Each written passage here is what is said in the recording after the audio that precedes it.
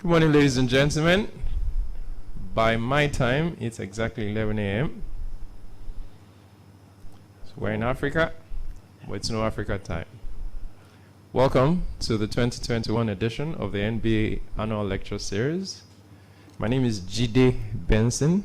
I'm the Master of Ceremonies, and I will be standing behind this podium for the period that the program is going to be on.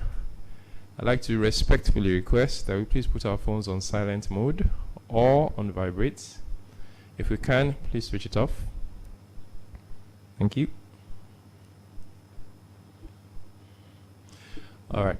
If you're using an iPhone 10, 11, 12, 13, or 14, please switch off your phones. If you're using a Samsung Galaxy 10, 20, please switch off your phone. If you're using a Techno, off your phone. If you're using an Infinix, remove the battery and take the battery outside. Because there are certain kinds of phones that once the battery is near the phone, they just find a way to connect and they come on. All right. So on that light note, I'd like to ask that we please rise for the national anthem of two countries, two friends, the Federal Republic of Nigeria and Great Britain. Whilst the national anthem is on, there should be no movement as a mark of respect for both countries, except a photographer or the cameraman. National anthem, please. Thank you.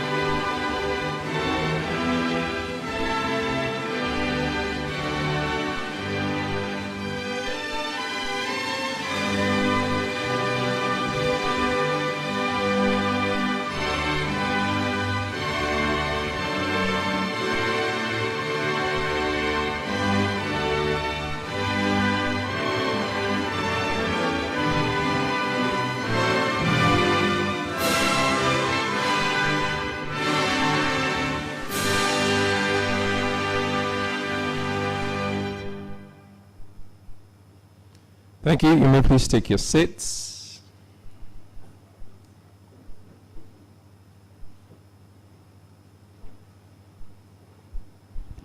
I'd now like to invite for his opening remarks one of our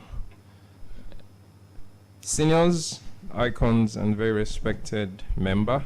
He's the vice patron of the Nigeria-Britain Association and past president of the Nigeria-America Chamber of Commerce. It's my pleasure. Please give him a warm round of applause as he comes, Chief Olabimton Amutimi.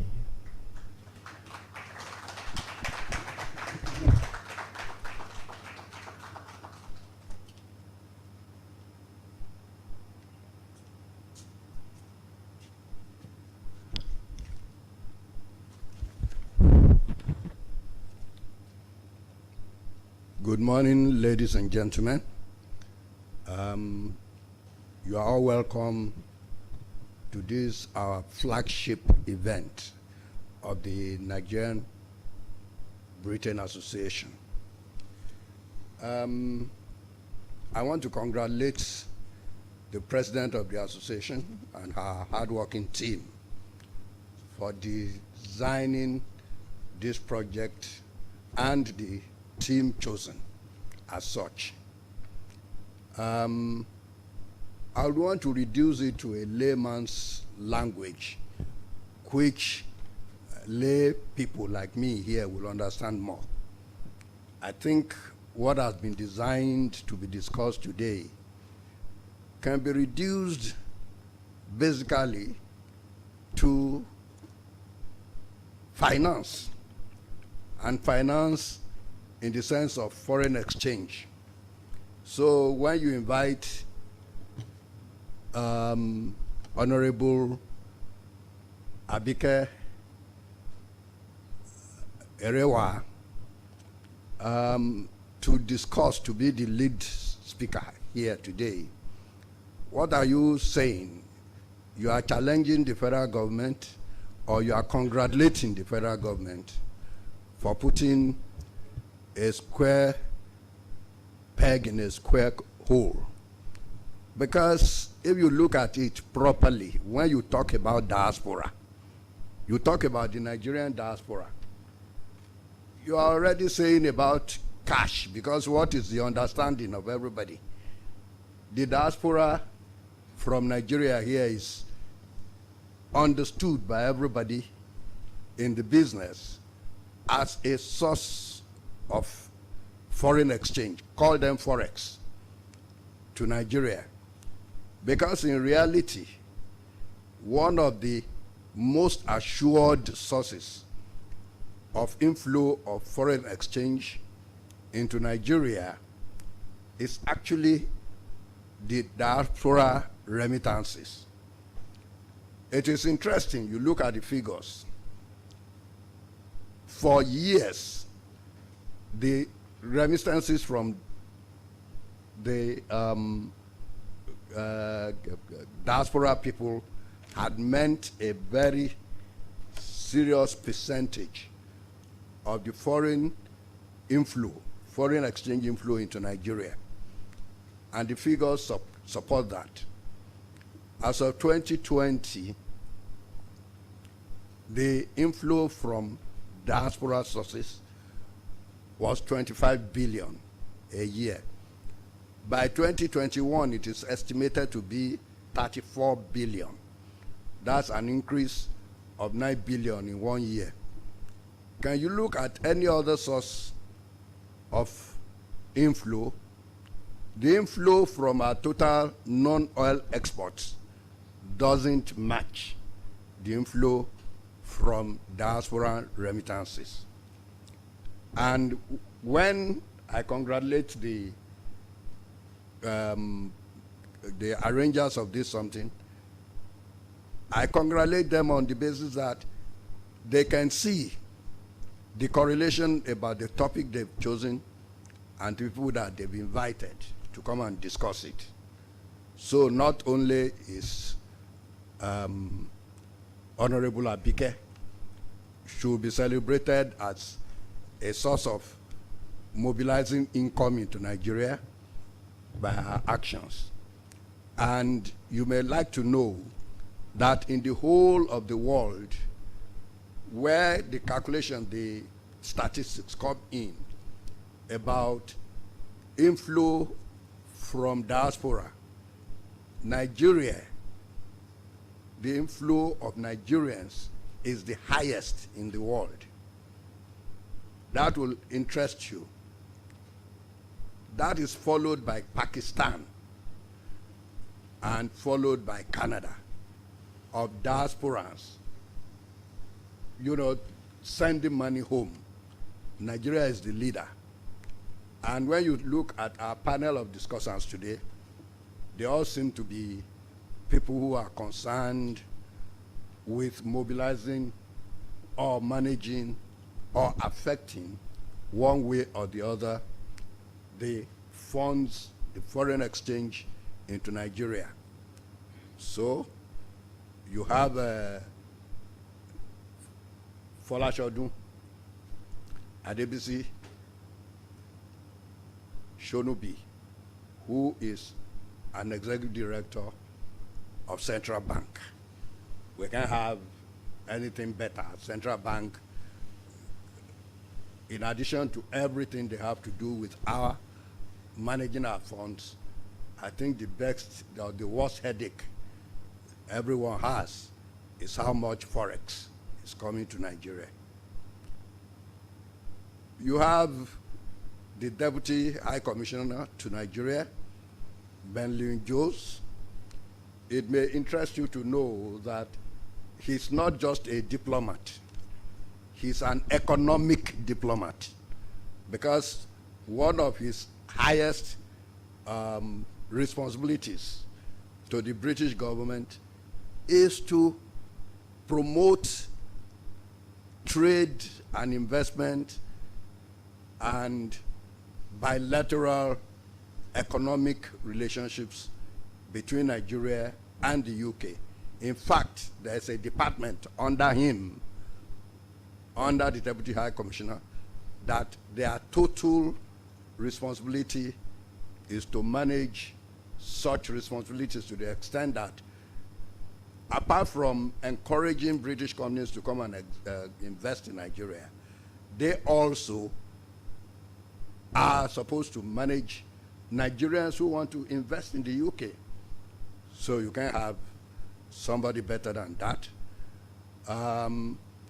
Then the moderator of our talk today, Mr. Lanre Kola Banjo GTE, his responsibility is managing Forex, more or less, reduced to basics. So the only people who will be talking more diplomacy and things are people like Lucy Pearson, the Director General of British Council, and our own president, who has something to do with Forex. So basically, I welcome you to a most important topic, most important in Nigeria at present, because the biggest headache this country has today is that we don't have enough Forex. We don't have enough foreign exchange. We don't have enough things for manufacturers to use to import. And so when you have a topic like we have today, where we are going to discuss basically what Nigerian diasporans are doing to Nigeria, we should congratulate ourselves and listen attentively so that we can all benefit. Because the Nigerian diaspora has become a sort of what you call enigma, in the sense that in other places, initially, Nigeria and our diasporans who were exiting Nigeria and going all over the world used to be called brain drain.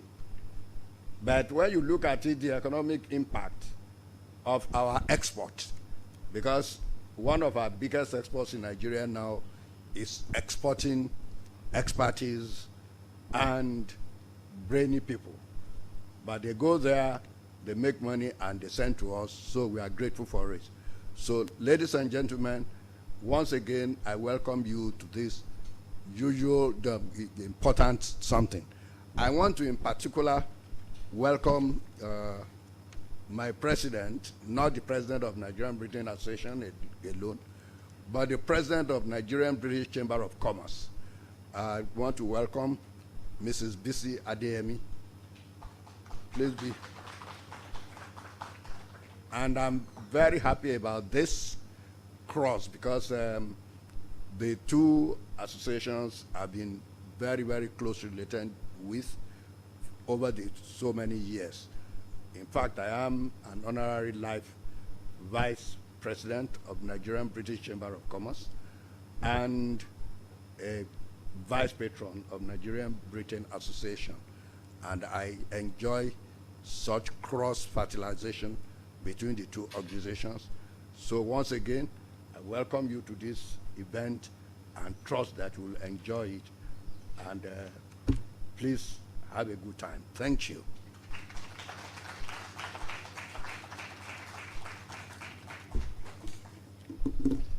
Thank you very much.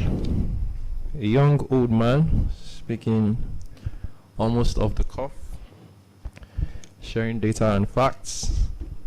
I'm tempted to think that you're as young as I am, or that we're even age mates. Thank you very much, Papa. Olabinto Famutumi. Please put your hands together for him again.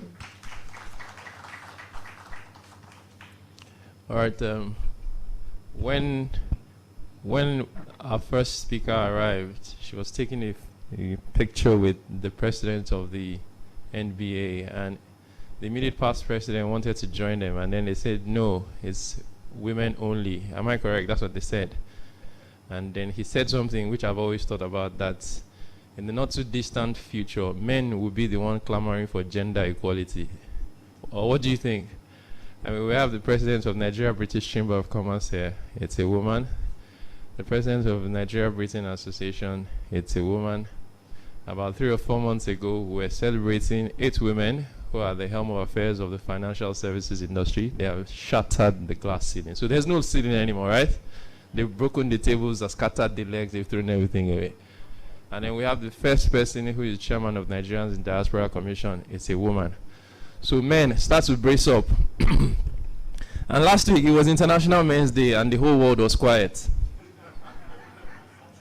And then March 8th is around the corner, about 4 months. The whole place will be, I won't say more than that. But March 8th, what I'm going to tell all the men is make sure you don't send Happy International Women's Day to any woman. And let's see what will happen. I can try and imagine what my mother, that's my mother. And then I have 4 sisters. And I make sure that I send them messages on that day. Not one person sends me a message to say Happy International Men's Day. All right. So all the women here, this is my time to get revenge. Please stand and wish all the men Happy International Men's Day in arrears. Yes. This is the only opportunity we may have. All the women, I didn't say wish us, I said stand. Stand and wish us Happy International Men's Day in arrears. We are not going to end this thing, Honorable Abikedabi is not standing. We are. No, you have to stand to wish us Happy International. I was wondering that, okay, I thought maybe my phone wasn't working at some point. I switched it off, I switched it back on. All right, ladies and gentlemen, that was just on a lighter note. I now invite our president, our darling president, who has made us all fall in love with our association once again. Please give her a resounding round of applause, Abimbola Okoya.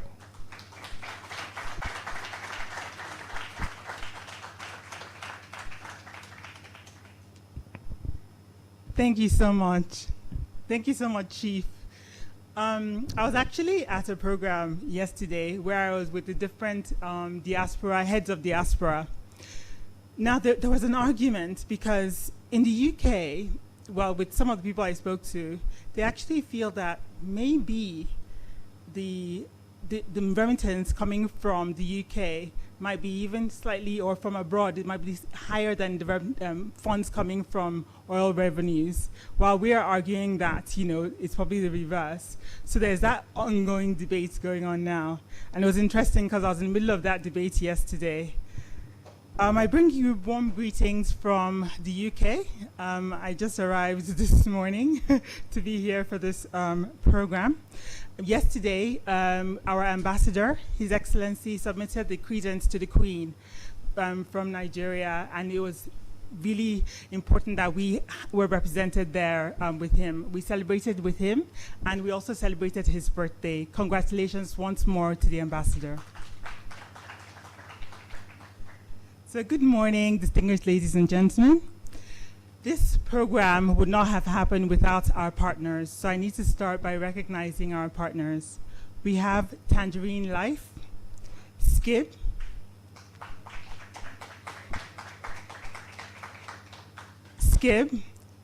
NEM, and we also have Leventis Foundation and First Bank Nigeria.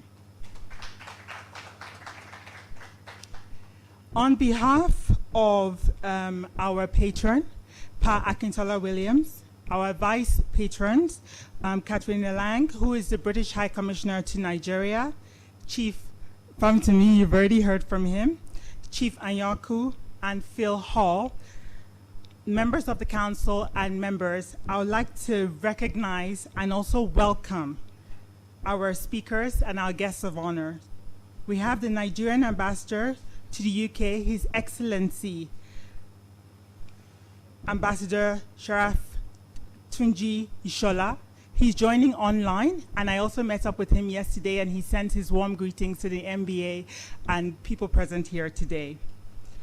We also have the Deputy Governor, Central Bank of Nigeria, Mr. Fola Shodun Shonubi, ably represented here. Thank you, sir. We also have the British Deputy High Commissioner, Mr. Ben Llewellyn-Jones here. Thank you. We also have the Chairwoman, CEO, Nigerians in the Diaspora Commission, Honorable Abike Dabri Erewa. Thank you so much. And thank you so much, Ma, for supporting the presidency and also the Nigerian Britain Association. Thank you, Ma. We also have the Honorable Commissioner, Commerce, Industries and Cooperatives, Mrs. Lola Akande, ably represented here by the Assistant Director of Cooperatives. We also have the President of the Nigerian British Chamber of Commerce present here. Thank you so much, Ma, for coming. Looking forward to your program coming later on this year, where we'll have the formal induction. Thank you for extending the invitation to the Nigerian Britain Association. Thank you so much, Ma.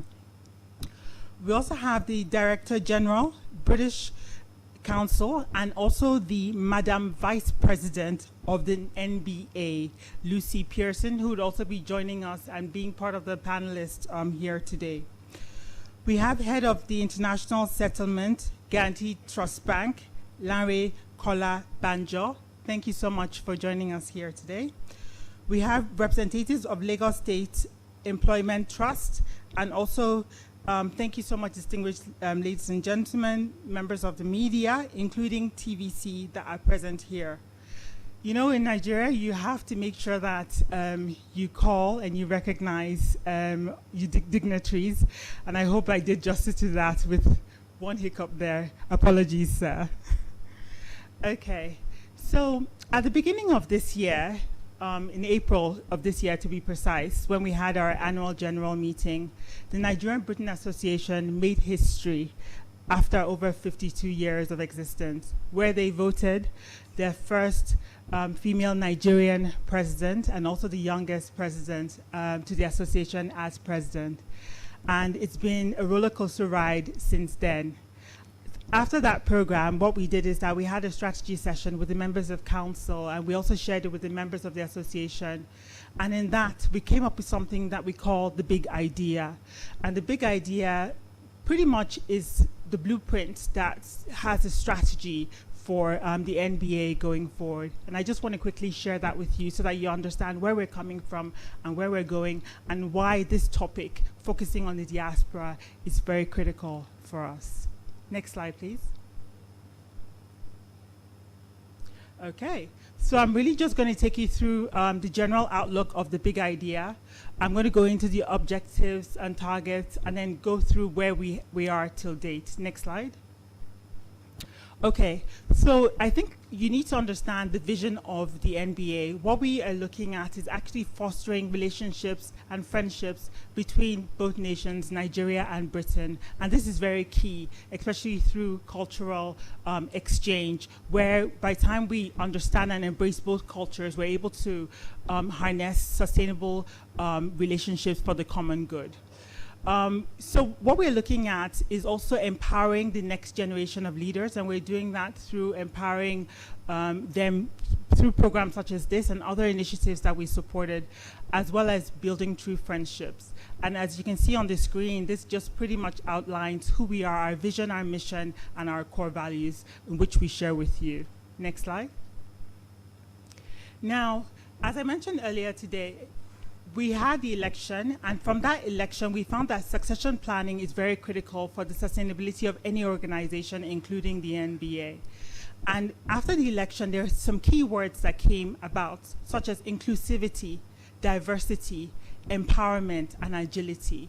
And when those keywords emanated, what we felt is that let's put this together and make this a blueprint for the way we operate going forward. And that's birth what we call the big idea. And the idea is to streamline the strategy. And for this year, we've done a lot of activities focusing on the diaspora and also programs here. And the idea is to ensure that we build for the common good of both nations. Next slide. So this just gives you a brief idea of the targets of the NBA, where we're trying to ensure that, you know, we have 100% of our flagship events that hold. So we have different events that hold during the year. We have the Akintola Williams Youth Debate. That's coming up next year. We also have the presidential cocktail that took place earlier this year. We also have the children's party, the lecture series that you're in now, and then our Christmas party taking place next month. So we need to ensure that all these events happen throughout the year. We have other programs where we have our meetup night, where we meet and we engage with our members, and then we also support other organizations and causes. Now, so we want to ensure that going forward, we're hitting these targets and then also strengthening partnerships and relationships going forward. So you'd find that, especially in our programs, we have ongoing partners and we have new partners. And if you're not a partner of the MBA, I think this is the right time to be one. Next slide. So I've already spoken about the big idea. Next slide. So this just gives you a bit of meat with regards to what we're looking at here. So when we talk about inclusivity and diversity, we want to ensure that in our flagship events I spoke about earlier, we ensure that gender issues are at the fore. We ensure that we look at the youth, we look at the vulnerable in the society, and ensuring that we encapsulate that in our plans and in our strategies going forward. Empowerment is very critical, especially when you're dealing with the next generation or when you're dealing with the vulnerable groups. And we want to ensure that we're empowering them going forward with a number of our initiatives that we're holding. And then agility, we want to hit the ground running with a number of the programs that we're doing and ensuring that we're feeling the pulse of what's going on and speaking to that in real time. And that's why we're having this program focusing on harnessing the economic power of the diaspora, because it's very topical right now. Next slide. So there are 5 key areas that we're looking at as well in our strategy. Looking at education, I spoke about the Pat Akintola Williams Youth Debate. And usually in these debates, you have debates between schools that originate from Nigeria and also from Britain, and you'd find that the youth have ongoing debates about different topics. We've attended a number of them, and it's really, really very interesting how the youth, just come together and are very innovative in the way they talk and articulate a number of matters that they debate on.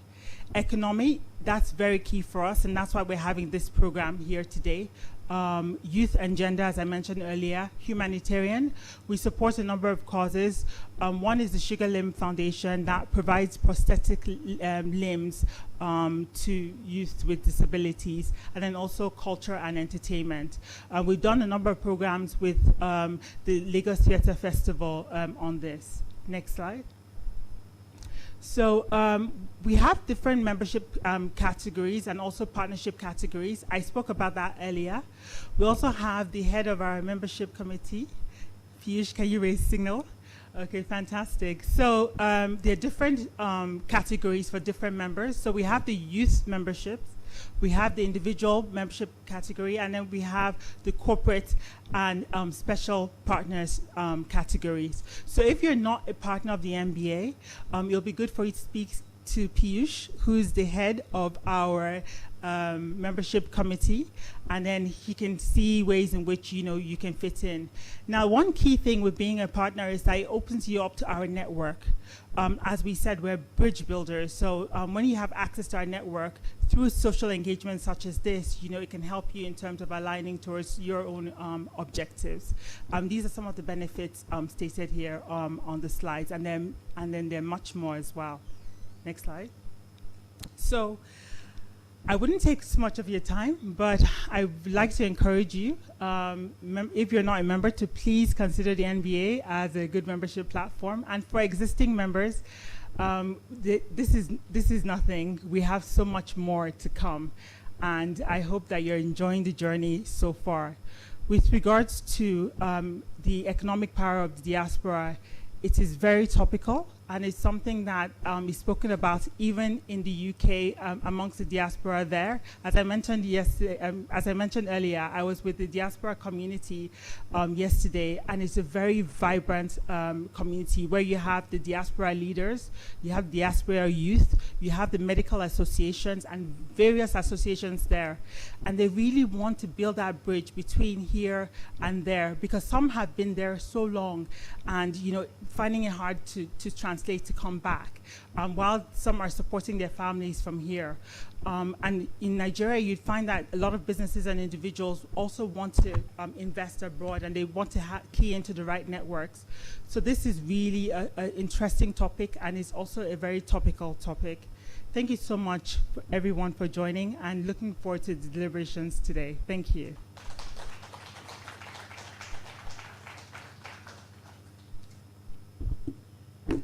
Thank you, Madam President. Okay, so a quick rundown of the remaining items on the program. We have two sessions. The first session will be by the Honorable Abike Dabiri, the Chairman, Nigerians in Diaspora Commission. The second session will be by the British Deputy High Commissioner, Ben Lowlin Jones. He's an officer of the British Empire. And then would have a speech by the NBA Vice Patron, Her Excellency Katrina Lang, and then we'll move on to the panel sessions. So now I'd invite Honorable Abike Dabiri. She's wearing two hats. First, she'll deliver a goodwill message from the President, and then she'll speak as herself. Please put your hands together for Abike Dabiri.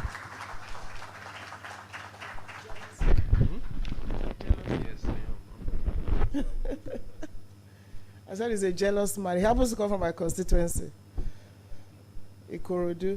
Good morning. My sister, Ms. Abimbola Okoya, thank you very much for putting this together. The Deputy British High Commissioner, Your Excellency, I'm meeting you for the first time because you're in Lagos, I'm in Abuja, but it's great to meet you. My brother, Mr. Chief Doctor, we like titles in Nigeria, Shonubi of the Central Bank. Nice to meet you. And our brother on the table, thank you very much. I pay my respect and compliments to every one of you in this hall this morning. And I greet His Excellency too, if he's on Zoom, Ambassador Tunji Sharafa Yusuf. Yesterday was a great day. I was so proud to be Nigerian. Beauty at it, culture at its best, and it was also his birthday. I wish him all the very best in his job as our #1 citizen in the UK. So first is, Mr. President sent a goodwill message. He got your invitation. He couldn't be here, but he said I should read his message. So let me just read it as he gave it to me. So this is a goodwill message by Mr. President on this occasion of the NBA annual lecture. It is my privilege and honor to address you at the Nigerian Britain Association annual lecture holding in Lagos today. I want to commend the patron, Vice Patron, Governing Council, and members of the NBA for organizing this annual lecture themed Harnessing the Economic Power of the Diaspora as a way of bringing together Nigerians and the Commonwealth for the economic development of the country. This theme is apt and sacrosanct as we discuss developments in our country, Nigeria, and especially with the very relevant contribution of our diaspora to national development. In recognition of the role of the Nigerians in the diaspora to national development, our government established the Nigerians in Diaspora Commission, NIDCOM, which was set up for the purpose of encouraging the contribution and engagement of the Nigerians in diaspora towards the socio-economic and cultural development of Nigeria. We have also, as a government, developed and approved a national diaspora policy and a framework for engagements with our diaspora. This was approved by the Federal Executive Council in April 2021. And since the establishment of NIDCOM, we've had a few interventions. collaborate with the Ministry of Foreign Affairs and other relevant MDAs and international partners to engage with the Nigerians in the diaspora. The setting up of the Nigerian Diaspora Investment Summit held every year to encourage diaspora investment. 34 states now have diaspora state focal officers. Diaspora data mapping portal for effective planning. Town hall webinars, constant ones. And then I, as the president, meet with Nigerians in the diaspora every time I travel on any engagement outside the country. I've also engaged with the diaspora on 3 points agenda that includes the Nigerians in diaspora should always be our ambassadors at large in the world by their actions, comportment, and character. In whatever they do, I've always asked them to be the best and excel. And always tell Nigerians in diaspora not to forget home by giving their resources, talents, skills, and global exposure to the development of Nigeria. Once more, I want to thank you for putting this event together and encourage our diaspora to keep giving back to the country through their direct investments, particularly in the areas of agriculture, ICT, education, manufacturing, housing and real estate, transportation, oil and gas, and entertainment. Let me therefore conclude by thanking you for inviting me to speak to you at this occasion, and I wish you successful deliberation. Thank you, and God bless the Federal Republic of Nigeria. President Muhammadu Buhari, GCFR, Presidential Villa, Abuja, 26 November 2021. That is the President's goodwill message.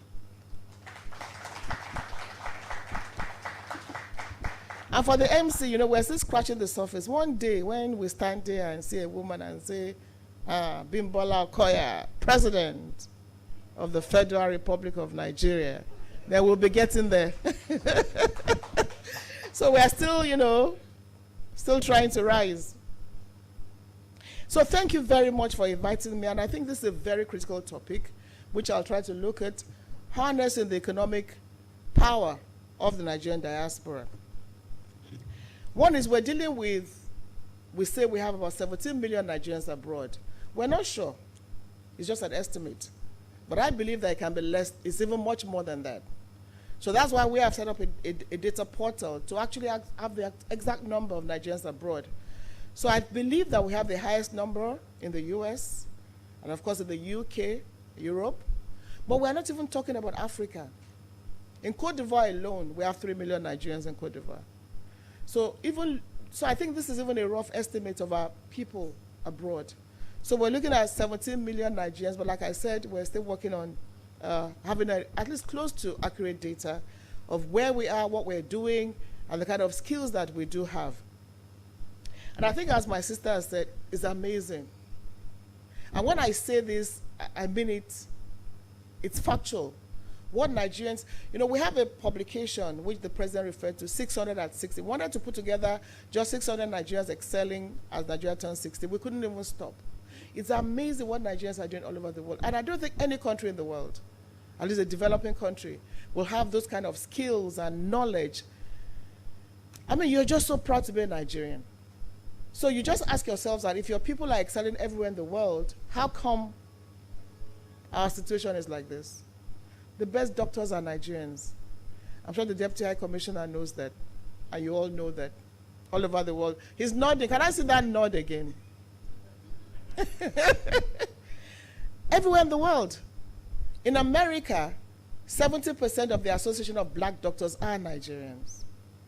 Dr. Lutoye was the only doctor in the world that was said to have given birth to 2 babies, to a baby twice. He brought the baby from the mother's uterus, had an operation on the baby, put it back in the uterus, and then was time the woman delivered her baby. And I can go on and on. In the UK, I mean, if I start going into that, we won't live here. But we have such enormous skills and talents, and nowhere in the world do we have such skills. So Nigerians are the brain capital of the world, developing world economies. So why not that of their country, Nigeria? And thank God now we have a commission focusing strictly on the diaspora. And in the US, the spending power of the diaspora has been put officially at about $16 billion. And I think that's even conservative, because they're looking at a figure of about 300, some hundreds of thousands. But we know that we have about 4 million Nigerians in the US. In the UK, the ambassador mentioned it. I heard him say 70 million. I don't know whether I said 70 billion or 70 million pounds. I'm not sure, but I heard something. So maybe our ambassador will shed more light on that, what Nigerians in the UK are worth. But I expect them to even be worth more than the Nigerians in the US in terms of their economic power to the UK economy. And we've talked about remittances, I mean, all the time, and CBN is here. Remittances, even despite COVID, is put at $17.6 billion. Our remittances, $23 billion, is about 6% of our GDP. So in terms of the argument they're having, Nigerians in the diaspora, the remittances, if you look at it, make up almost about 83% of our national budget. More than internally generated revenue of about 8 states put together, about 6% of our GDP. So it's huge. And it's about 11 times more than foreign direct investment. It's about 4.4 times more than any foreign aid collectively that we get as a nation. And that is why we know, and there's no debate about the economic power of the Nigerian in the diaspora. So we realize the strategic importance of Nigerians in the diaspora, and that is why now you have an organization strictly for the diaspora. And when people argue that, oh, is it necessary? It's absolutely necessary. We're talking about human capital development. Although they confuse our work with other jobs, the diaspora is defined legally as someone resident officially abroad, pays tax, has an address, and is a legal resident. That is the definition of a diaspora. But then you have many irregular migrants. You can't look the other way. And that is why, whichever way, you have to come to the aid of your citizens wherever they are. So there's multi-sectoral collaboration. Yesterday, 175 came back from Libya, after we brought back almost 10,000 by the president 3 years ago. It's a shame that trafficking is still thriving and people are still going, and there are more still stranded in Libya. Not even in Tripoli now, in areas that you will never imagine that anybody will get to. Even Libyans won't get there. So that's the downside of the issue of our citizens abroad. But it's something we need to tackle. Government must play its role. But the key thing is, which we keep telling them, if you leave today and somebody tells you that you're going to Europe, it's a lie. You are crossing the desert, you can't get anywhere. You're going to come back worse than you left. If you leave today that you're going to go through the Mediterranean and cross, if you don't die, you're lucky to be back. And that's the message that I hope that we keep telling our people that are being trafficked. It's just not worth it. You're looking for a job, but you don't even get the job.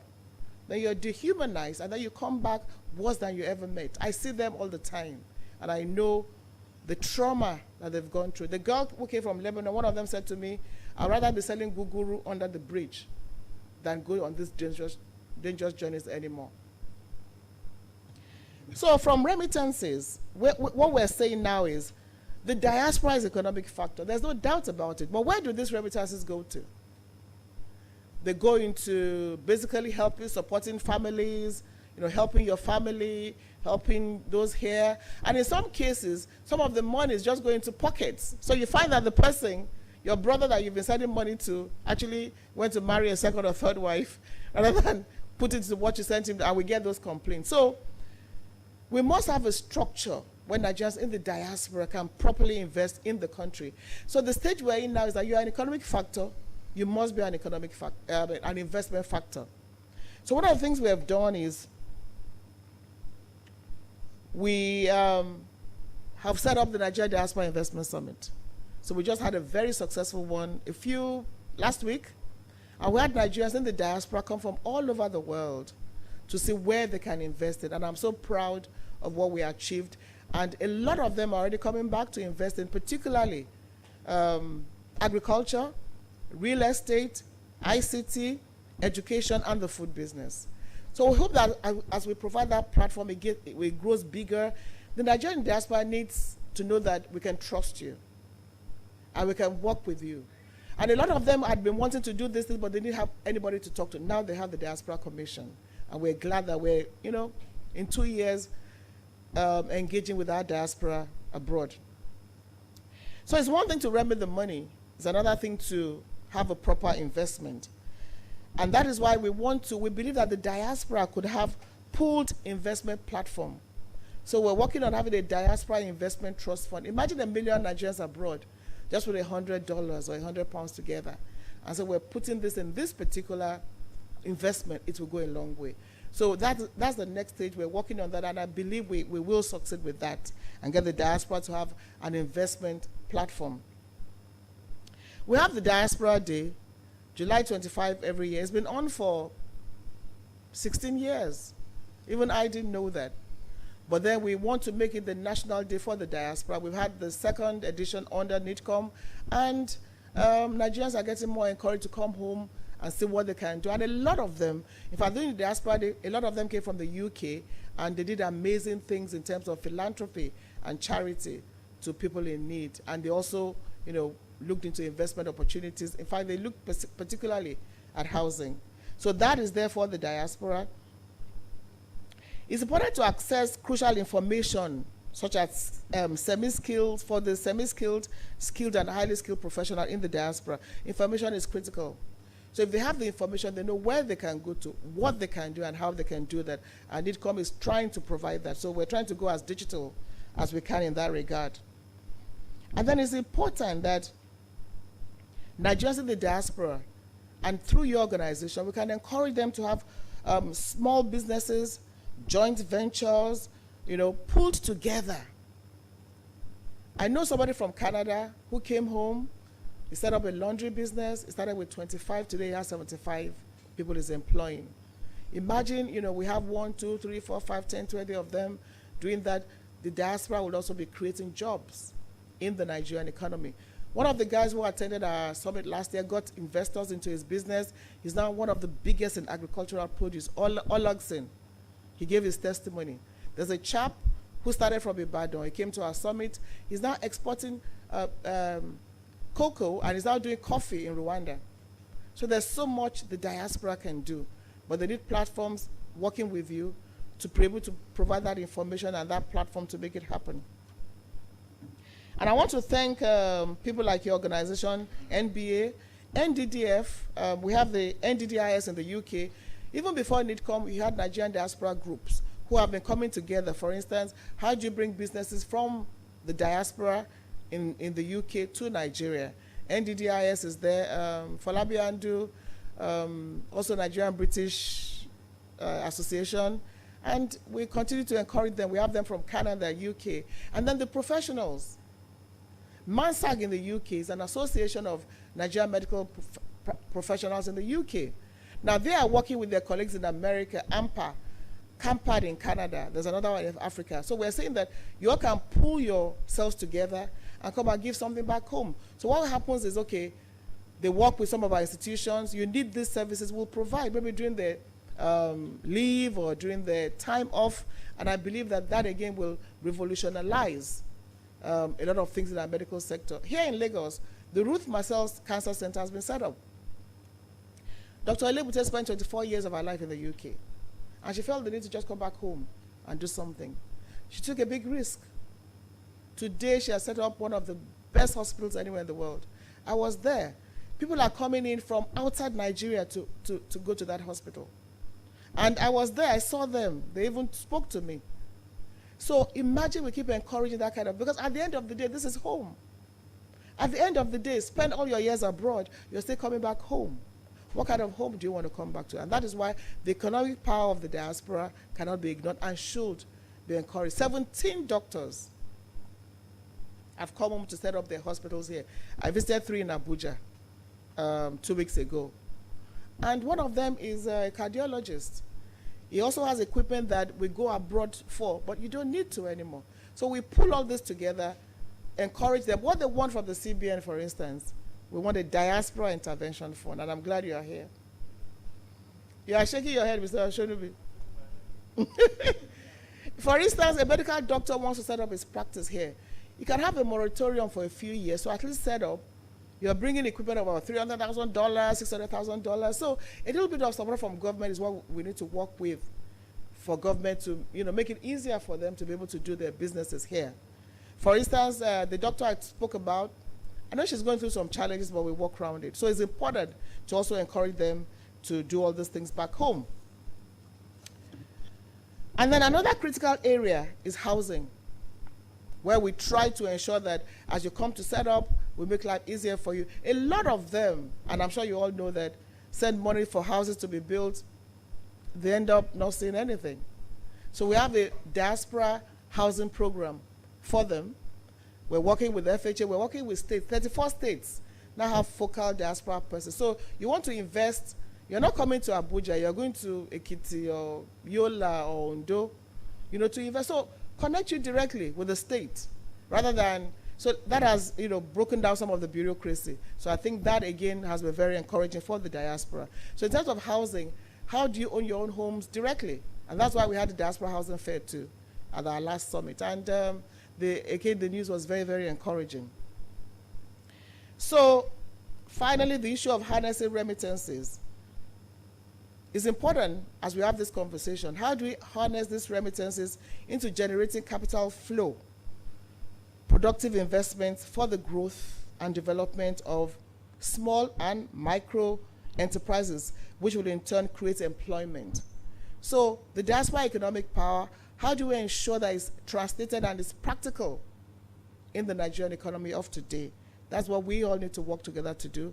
That's what we need to work to achieve, because I know that if Nigerians at home work with Nigerians in the diaspora, we can change everything in this country. And it's not rocket science. A Nigerian built the monorail. He lives in Canada. He does that all over the world. Why can't he do the same in his country? Dr. Bayo Gulesi owns Gatwick Airport. He's a Nigerian. Why can't we encourage him to do the same thing in his country? So they still have some challenges. There's no doubt about that. There's still this, oh, you're a diaspora. Are you better than us? You're coming here to just talk down on us? But we are there to see that we balance that.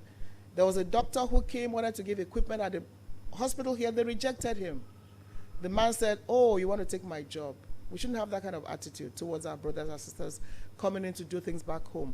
So we keep telling them, just talk to us. We'll see how we can, manage all that part of it. So to round up, and also philanthropy. As we do that, we need to encourage them. There's so much they can do in terms of giving back, in terms of charity, in terms of helping out. I know in Nigeria, in the UK, who is very big in the real property business, every quarter he feeds 500 people for 2 weeks. So I said to him, after feeding them for 2 weeks, what next? Why don't you put that money into a little business for them? And he's looking at that. So what can they do for those in need, schools, hospitals, even for the diaspora that are in trouble abroad, that are coming back home, that have nothing to do? Again, we can work with the diaspora in that regard. So finally, it's just to say that if Nigerians at home and Nigerians in the diaspora are determined to do things together without, discriminating, without looking at, oh, you are a brother, I'm here. No, we're all Nigerians with enormous skills and talents and potentials. Let's harness this together by working together with Nigerians in the diaspora. And I know that that economic potential of the Nigerian diaspora can transform this country. The way it has done for India, Pakistan, Israel, and some other countries, we can do even better for our country, Nigeria. So thank you for putting this together. We look forward to working with you and to tap into the economic potentials of our brothers and sisters abroad who are the very best anywhere they find themselves, anywhere in the world. Forget about the negatives. That's not who we are. We are Nigerians. We're brilliant. We're intelligent. We have swag. And we are the best creatures anywhere in the world. Thank you very much, and God bless you all. Thank you.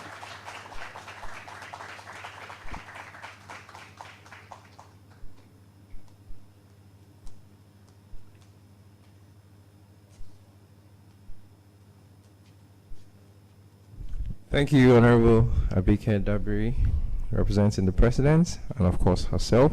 Thank you for your kind words and encouragement, and for running us through what the Nigeria in Diaspora Commission has been doing. Please put your hands together for her again.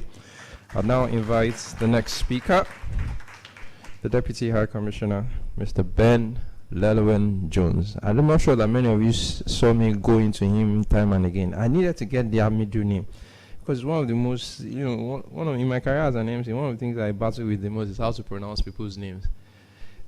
At a point, I almost pronounced the name Lil Wayne, All right, put your hands together for Deputy High Commissioner Ben-Jones. Oh yeah, come. You pronounce the middle one by yourself when you get here.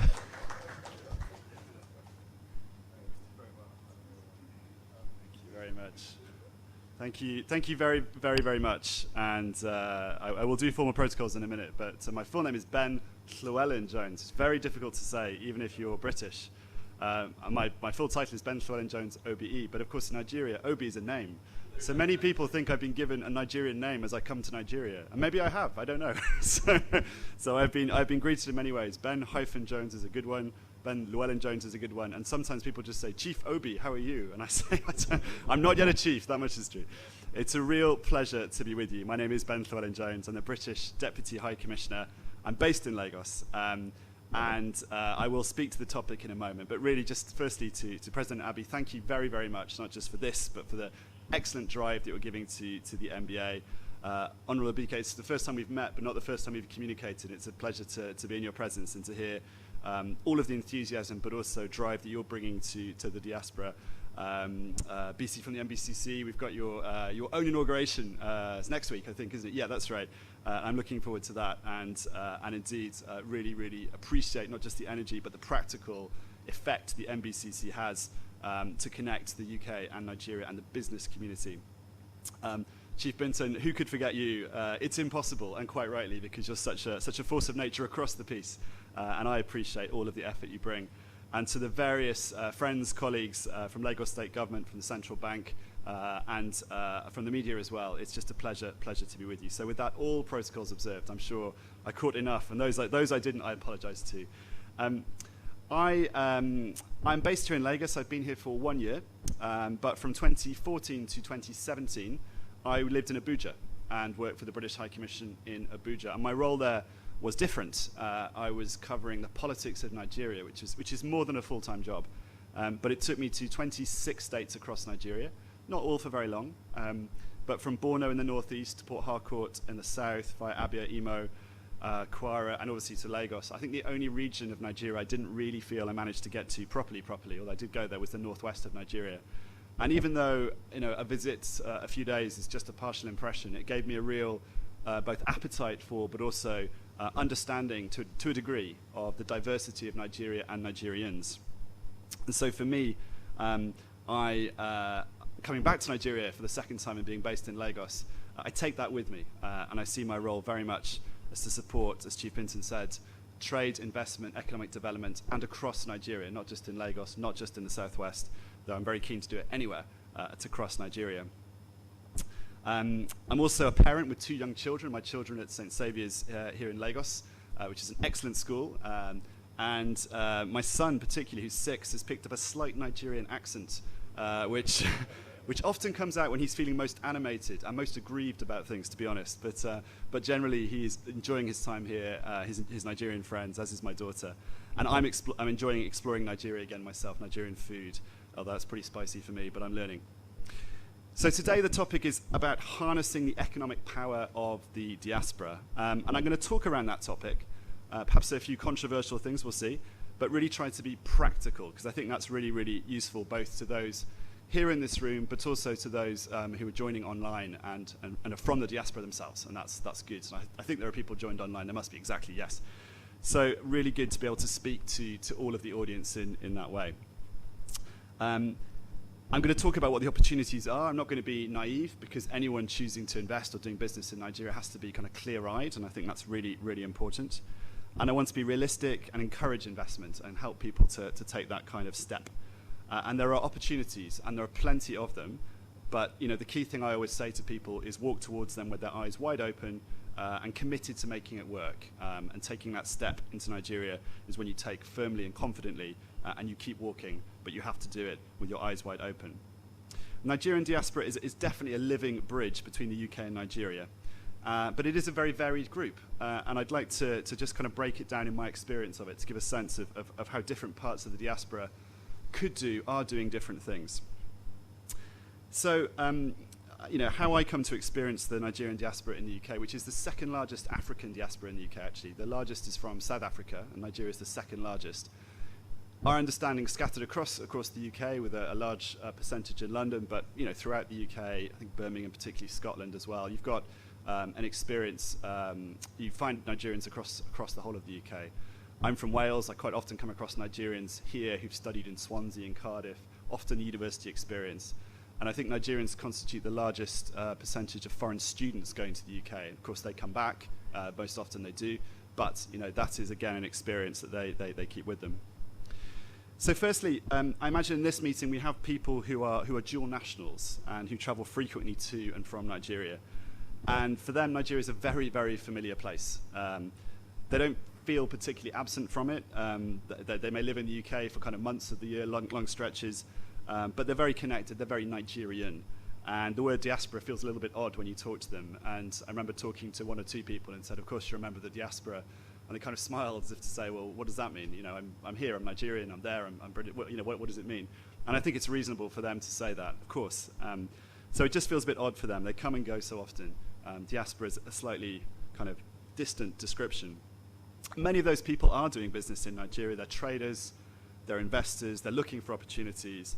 They're making physical business connections all the time, and that they're here. And whilst we support them, they're not necessarily a group that needs Nigeria to be explained to them. They don't need Nigeria particularly to be introduced to them. They know it, and they have connections they build from their own network. And I think we come across them and we see them in that way. There is a second group of people who might be a little bit younger, second generation diaspora, or at the very least, those who are not as directly and immediately connected to Nigeria. And I've met some of those people in that situation. Just a few weeks ago, we hosted a beauty creatives trade mission, and they came from London principally. They had roots in Nigeria. They even had some family still here in some cases, but they'd never been here before. And for them, coming to Lagos, and they talked about it themselves, was a big step. Coming to Lagos, which is where principally their roots were, was a massive step. And they were looking for ways to do business, to do trade, to be connected. They didn't speak Nigerian languages, which I think is an important point to reflect on. They didn't necessarily have a sense of the whole of Nigeria. They knew Lagos, the southwest, perhaps they knew some bits of the southeast, at least they had a connection to that. But they felt very, very strongly about their Nigerian heritage and Nigeria. And they'd made the physical effort in a time when COVID's not over, as we've discovered very, very seriously, to get on a plane, to come to Nigeria, commit their time, get the visa. And that, I think, was extremely commendable. And we want to see more people like that, to be honest, connect with that group for whom Nigeria is just a more distant place. There's a question, and I think Honourable Abike kind of alluded to it, about how much new capital that group represents. And I think it's a fair question, because I think the larger investors from the diaspora are people who are already engaged in Nigeria. If they're serious about investment, they're looking at emerging markets, they've looked at Nigeria, and they're already doing business. And that's great, that's fantastic, that's what we want. But we want to encourage those potentially smaller investors or new investors and smaller traders. So the size of their capital is a question, but their enthusiasm we need to capture, we need to engage, we need to connect with.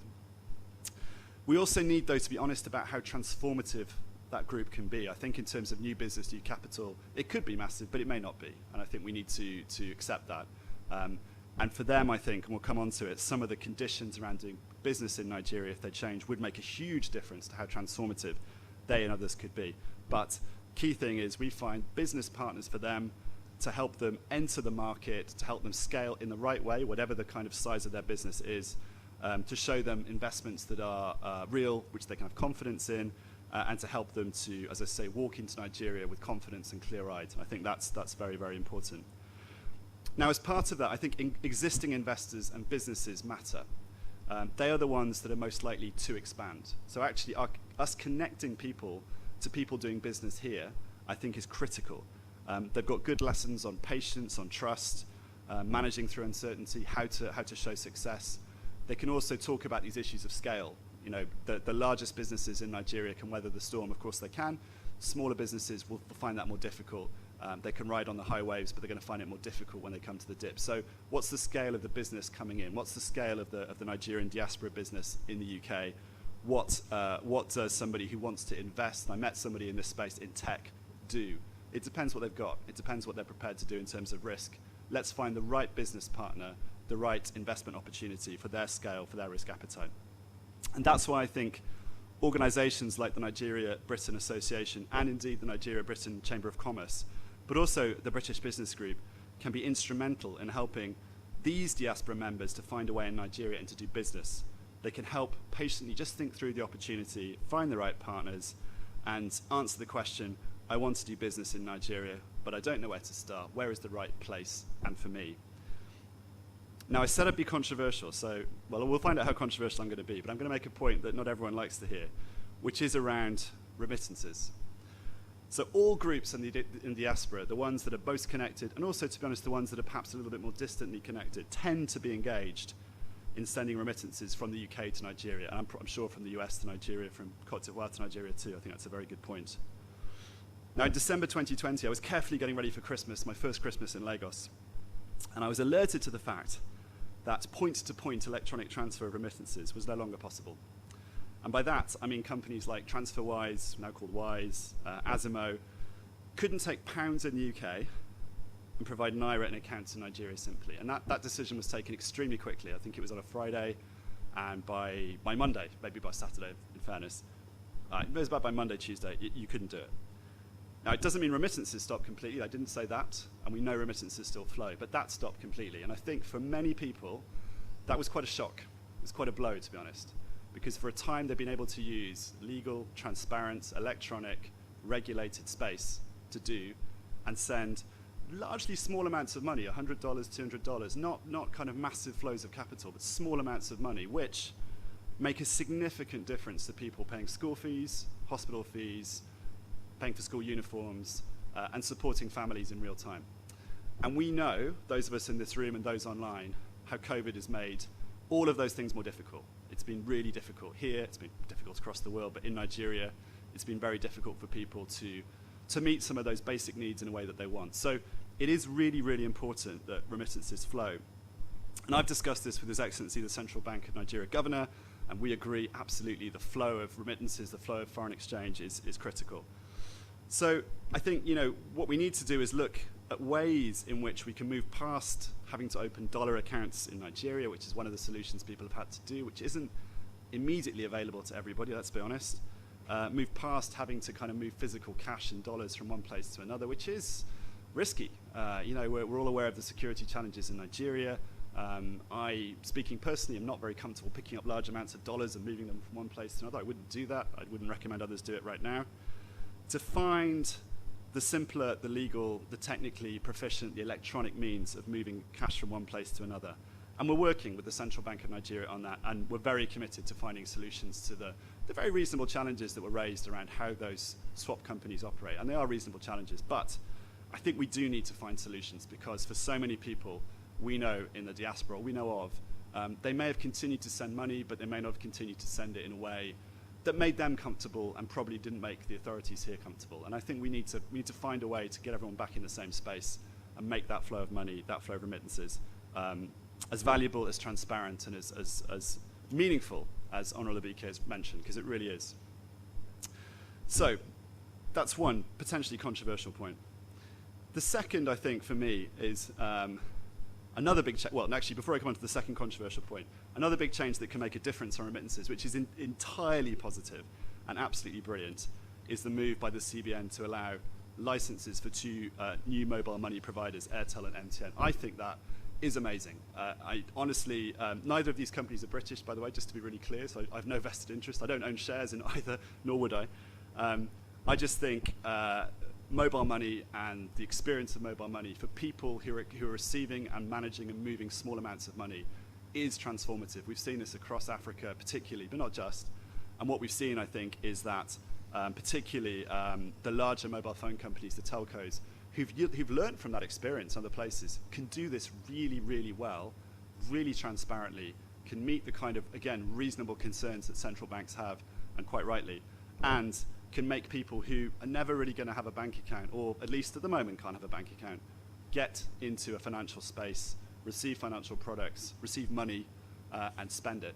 And it makes a massive difference to their ability to receive money, but it also makes a massive difference to where you might find British and Nigerian businesses doing business. So if you wanted to do business in a place where you want to be sure you're going to be paid, knowing that a mobile phone can actually make sure you're paid, that your customer can pay for their renewable energy using mobile money, is massively, massively inspiring and gives you much more confidence about taking that step into, again, parts of Nigeria which up to now it's been much, much harder to attract investment to. So huge, huge credit to the Central Bank of Nigeria for making that step.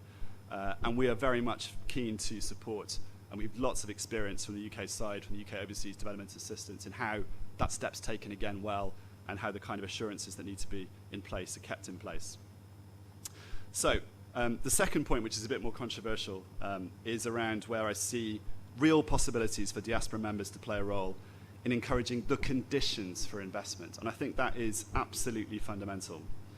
So the top 4 impediments that British and Nigerian, because bear in mind, through organizations like the NBA, through the NBCC, through all the many Nigerians that we meet and we proactively go out to meet, we try and engage with, the top 4 things that they say make it difficult to do business in Nigeria. And I'm sure they have difficulties doing business in the UK as well, so I don't put that to one side without placing it there and understanding their challenges. But the top 4 things for Nigeria are, firstly, foreign exchange. Secondly, the speed of goods coming into and then leaving Nigeria. The third is around infrastructure and energy. So what it takes to move goods from the port, what it takes to power your factory, where you can have that consistent supply of energy. And the fourth is security, which makes it hard to travel and to do business in different parts of Nigeria. Now, there's different ways of approaching those problems, and we, as partners of the Nigerian federal and state government, are very supportive of addressing those issues. On security, what we can do together to address that. On speed of goods through the port, what we can do to work with, say, Lagos Port or indeed other agencies working there to try and look at single windows for transferring goods through, for dealing with revenue and revenue take in a transparent way so everybody knows what they pay when they take goods in. We've got UK aid programs specifically focused on infrastructure and energy and how to make roads happen and how to make energy provision wider, bigger, going beyond where it is at the moment, and more consistent as well. And importantly, trying to help the 40% of Nigerians who don't have access to energy get access, which is fundamental in any energy transition. So all those 4 things we're working on in different ways. And as I say, they're common problems. But I think they are possible to address. And I think what we also want to see from diaspora investors, all of those groups I described, is the interest in how to address those problems, the dialogue with the Nigerian authorities on what it takes to make Lagos Port still more efficient, what it takes to address that question around foreign exchange with confidence, because I recognize it's an issue, what it takes to make security possible in places where people want to start factories and start businesses, but at the moment they have to talk to their investors, their shareholders, and they can't. I think it's really important that those voices, in as constructive and as positive and with a solutions-oriented attitude, take into the dialogue with the federal authorities why they want to do what they want to do, and indeed how they can do it, and what could change to make that possible. Now, I know sometimes, and I have heard people say this, that the UK should put more investment into Nigeria, and I can guarantee that I don't have a magic checkbook in my pocket, and if I did, I'm sure Abby would have wrestled it off me by now and made me sign some kind of check. It's not like that, is it? We know that. You know, governments spend time creating the conditions for investment. They put money and time into supporting change in countries. They use their UK Overseas Development Assistance to try and help create the conditions that can make business grow. And importantly, we do that not just to support foreign direct investment, which might be from the UK, it's to support Nigerian business. I mean, most businesses that I come across that are Nigerian, that are growing to scale, they're using the domestic market, and frankly, the domestic market is massive. So they may export, they may do other things, but right now they want to really realize the opportunity of Nigeria's own market, and that's still to be untapped.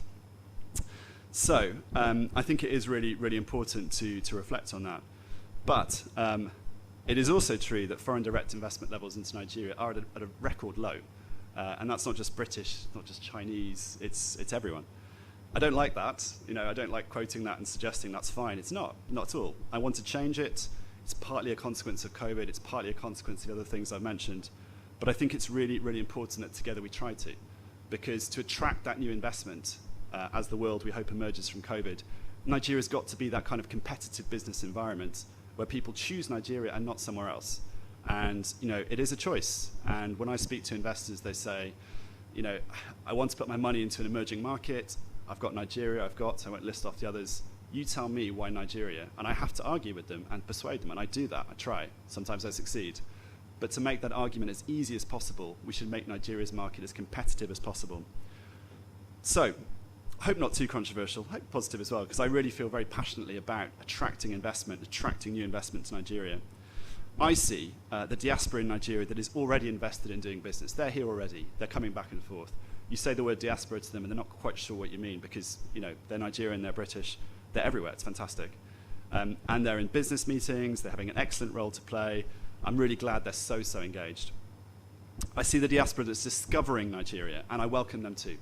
And I think they are the people perhaps who need most help in understanding, accessing business partners, new investments, a different sense of Nigeria. Their Nigeria is just less familiar to them. They're not quite as connected as that first group. Then I see the diaspora that's sending remittances, and I think that is fundamental. We need to see those flows coming in, both to help with the kind of capital investments that we talked about, but also just to help reach people who need that money, and they need it really badly and now, and we need to make that easier more quickly, and I think we can. And we're working, as I say, with the Central Bank of Nigeria, with all the authorities we should, and with the goodwill and spirit and constructive attitude that can make that happen.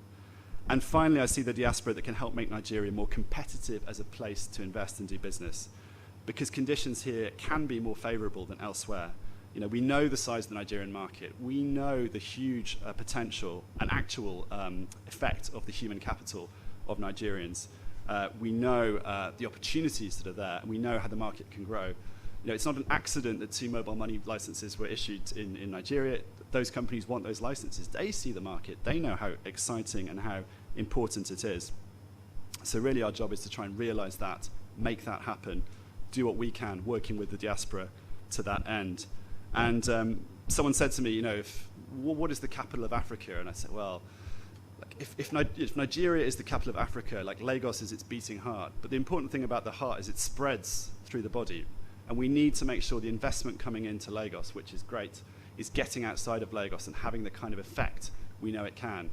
And that's where the market is, of course, as well. Millions of people in Lagos and the southwest, but outside Nigeria still more. So I'm really keen to make sure that Lagos, the centre of excellence, its beating heart, really does bleed and support the rest of Nigeria. And through the diaspora, through UK investment, through all of what we're doing, we make that happen. Thank you very much.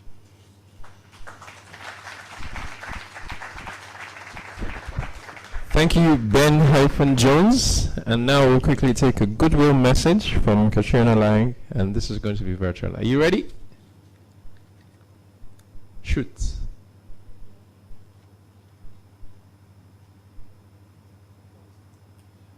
Okay, I've unmuted.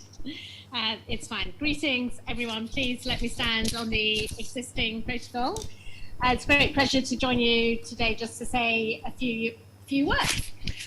Always hard to follow Ben, who's covered great ground, so I'll be brief. I arrived here 3 years ago exactly to the day in Abuja, so it's my 3rd year anniversary, and I'm staying up to and beyond the election, so I'll be here for that very exciting period. Just sort of big picture, Nigeria really does matter to the UK. We do something called the Register of British Interests, which kind of amalgamates our different interests in a country, economy, security, people links, and so on. And Nigeria, we've just done it for this year, and Nigeria remains at number 12, which is really, really significant. There are only 2 other African countries in there, in the top 25, and that's Kenya and South Africa. So I think, that alone tells us how important this relationship is to us. And our new team of ministers, we've got a new Foreign Secretary, Liz Truss, new Africa Minister, Vicky Ford, are both really conscious of how important Nigeria is. Second interesting fact is another thing we do is we look at how countries perceive the UK. And, we've got some challenges on at the moment with our European partners, but in Africa, it's generally positive. But again, Nigeria comes out as the most positive of all countries in the world towards the UK. So I think those are two very positive things that we can build on as we try and harness this amazing kind of diaspora capability to bring the giant of Africa up to where it should be, because there's no doubt it's facing some challenges at the moment. I mean, I've worked all over Africa. Africa's my kind of in my blood, in my lifeblood, and you've got three major advantages here. You've got a very large market, you've got natural resources, and you've got very talented people. What you don't have, frankly, is the necessary supporting policy environment, which Ben has gone through. COVID is obviously been a huge problem. It's knocked Nigeria off course. It's an oil economy, but it also created some opportunities, frankly, to confront some of these very, very difficult policy issues. We're not under no illusions. There's election looming.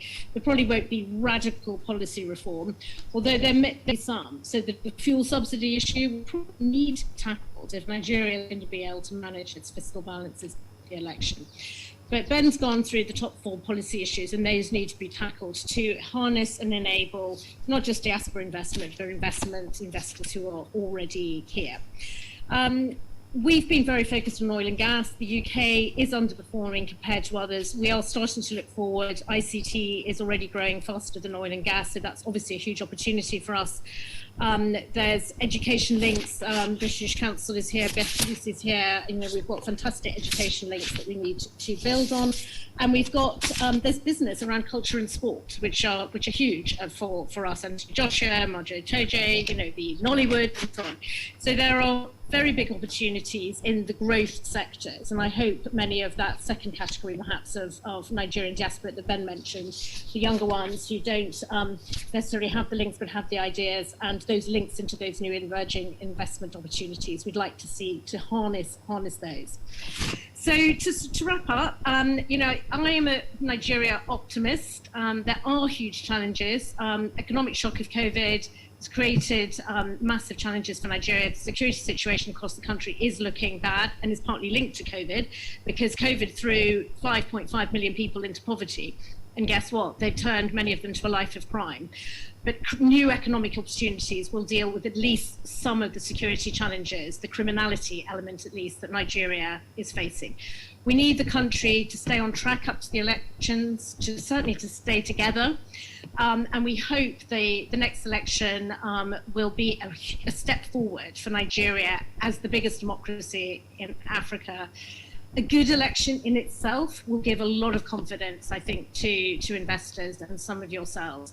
So that's all from me. I wanted to just come in and lend my support to this hugely important event, and I would personally like to step up my engagement with the diaspora and seek your ideas, how we can bring you in our joint endeavour to return Nigeria to be the giant of Africa. Thank you very much.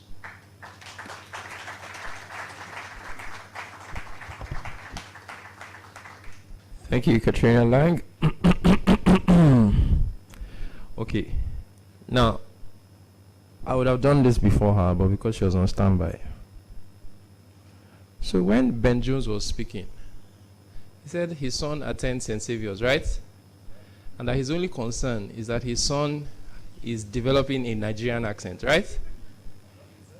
He's in Nigeria. What accent would you like him to have? Okay.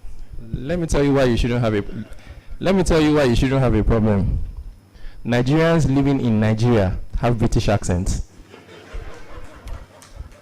Nigerians travel to Dubai and come back with British accents.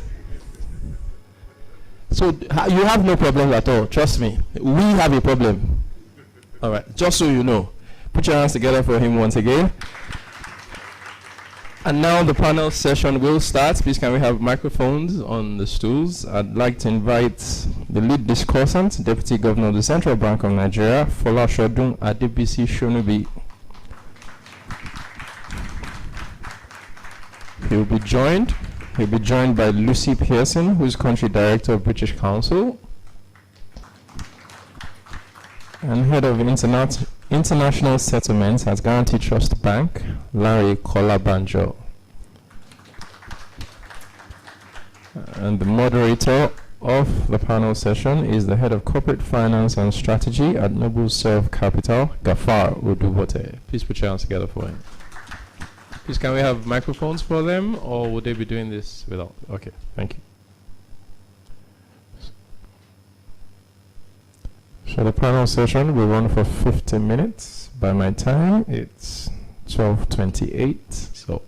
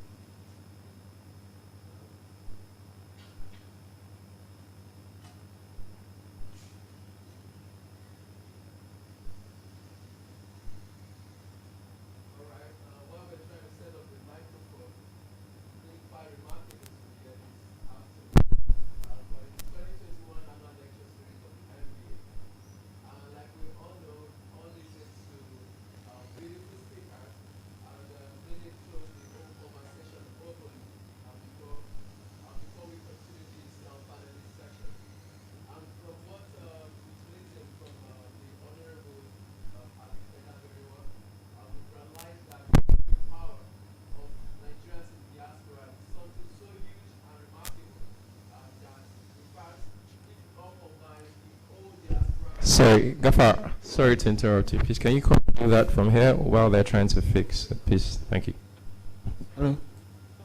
Hello. Hello. Hello. Okay. Like I was saying, if we all combine the whole diaspora community, it's enough to, run a mini country of its own. And that's really, tells us a very great message that there is a huge economic power in diaspora. So, ladies and gentlemen, so sitting before you, we have great men and a beautiful woman that will be discussing deeply about the topic we have before us. But let me just quickly just give you a brief profile of our key discussants, who is Mr. Folashodu Adebisi Shonubi, who is the Deputy Governor of our apex regulatory body, the Central Bank of Nigeria. Mr. Folashodu Adebisi Shonubi began his working experience as a consultant engineer at MEC Associates and worked from 1984 to 1989. From 1989 to 1990, he was a marketing executive at Inlax Computer Limited. He moved to Citibank Nigeria Limited as head treasury operations from 1990 to 1993. He joined Augusto & Co. Limited as a supervising consultant from 1993 to 1996, from where he moved to NBC International Limited as deputy general manager, banking operations and information technology from 1999. In 1999, he joined First City Monument Bank, FCMB Limited, as Vice President, Operations and Information Technology, and was there till 2002. In 2003, he moved from FCMB to EcoBank Nigeria PLC as an Executive Director. He became the MDCO Nigeria Interbank Settlement. He attended University of Lagos, and currently, he is the Deputy Governor of Operations of the Central Bank of Nigeria, represented the Governor of CBN of Nigeria on the board of FIRS since 9th of December 2019. So, ladies and gentlemen, with a resounding clap, welcome with me, Deputy Governor of Central Bank of Nigeria. All right, and also because he's our chief discussant today, I want to quickly keep the ball rolling. But also welcome with me, Lucy Pearson, who is also going to be talking on this cover. Please, with a resounding clap, welcome at our midst. And also we have our distinguished from the head of International Settlement Guarantee Trust Bank, Mr. Larry Kolabanjo. Please, you are also welcome with a resounding clap, please. All right, so let us go deep into the conversation as we set the ball rolling with the Deputy Governor of Central Bank of Nigeria. And we all know that the CBN came up with a lot of policies and initiatives that promote, diaspora remittances in Nigeria. If we all recollect vividly, earlier this year, we have the Naira for Dollar incentive, for example, that encourages people in diaspora to explore more of the formal banking to send money to their loved one at home. We also know that the CBN also came up with some policies that directs only registered IMTO to transact businesses when it comes to diaspora remittances in the country. And though some people in diaspora still feel that that is not adequate enough in addressing, the real inflow that we need to address in Nigeria. So, my Deputy Governor, sir, while you want to take your keynote address on this as a key panelist, you want to tell us how CBN has gone so far in terms of implementing policies and guidelines that have encouraged diaspora remittances in our country. Thank you very much.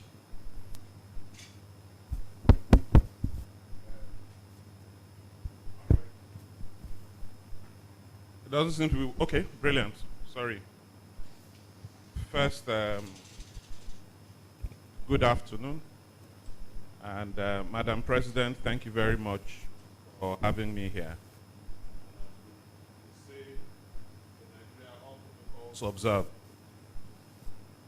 He asked me a question I will not answer. I'll tell you why. Because remittances through IMTOs is a small part of the remittances that come in. And so, places I go, that's the conversation I have. How are they bringing money in through the national money transfer?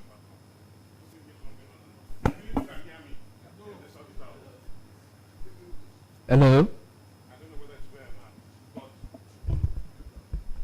but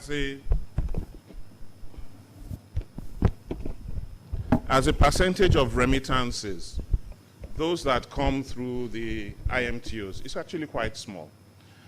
They like to compare Nigeria to the likes of a Bangladesh, Pakistan, and then you hear numbers, 25 billion, 35 billion.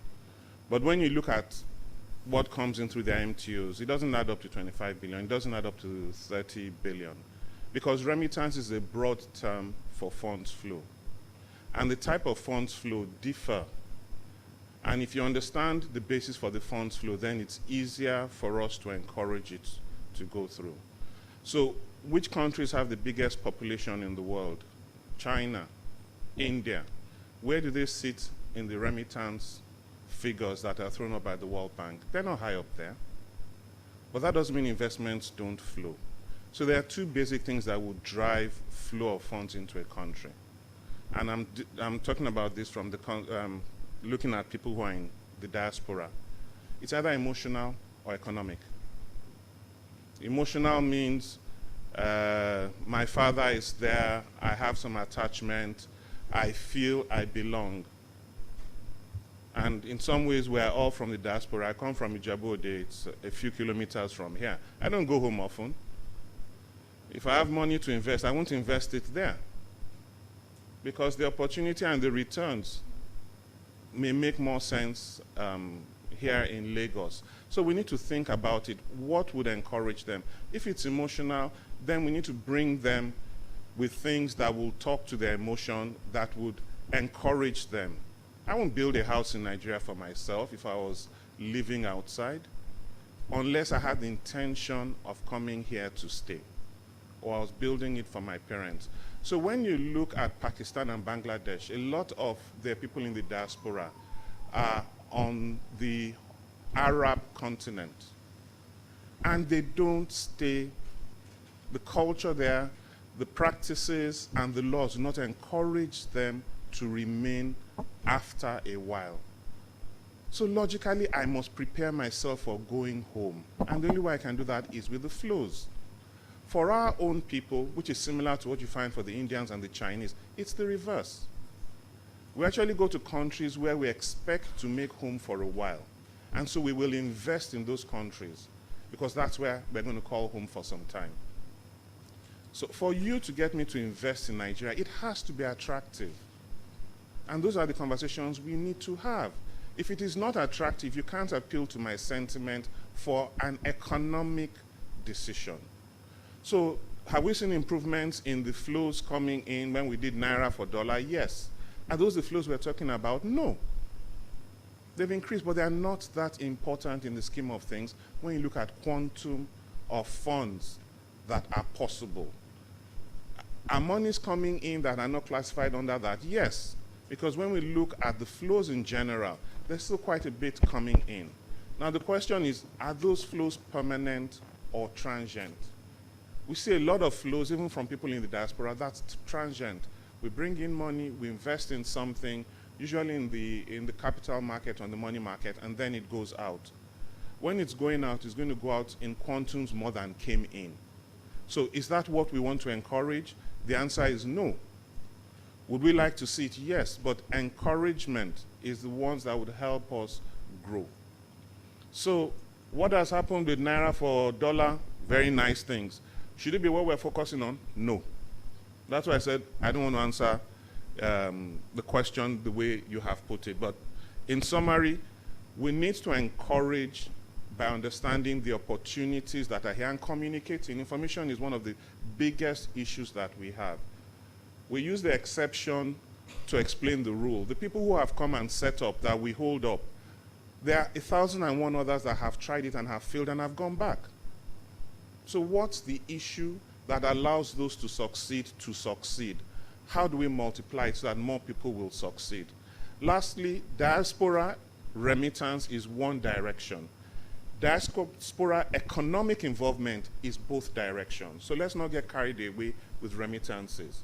The opportunities for export, and those who are in the diaspora are the better placed to work with the resources in Nigeria for the export. But I hear conversations which is one unidirectional. And unfortunately, that's what I also heard in the, from the British High Commission. I'm hearing Nigeria is a big market. I'm hearing we have issues that don't allow them to invest in here. I'm not hearing any conversation about what do we do to make that relationship mutual. It's not one flow in. We also have the opportunity to grow the economy by the funds going out. So please, let's consider the bigger picture. Thank you. Thank you very much.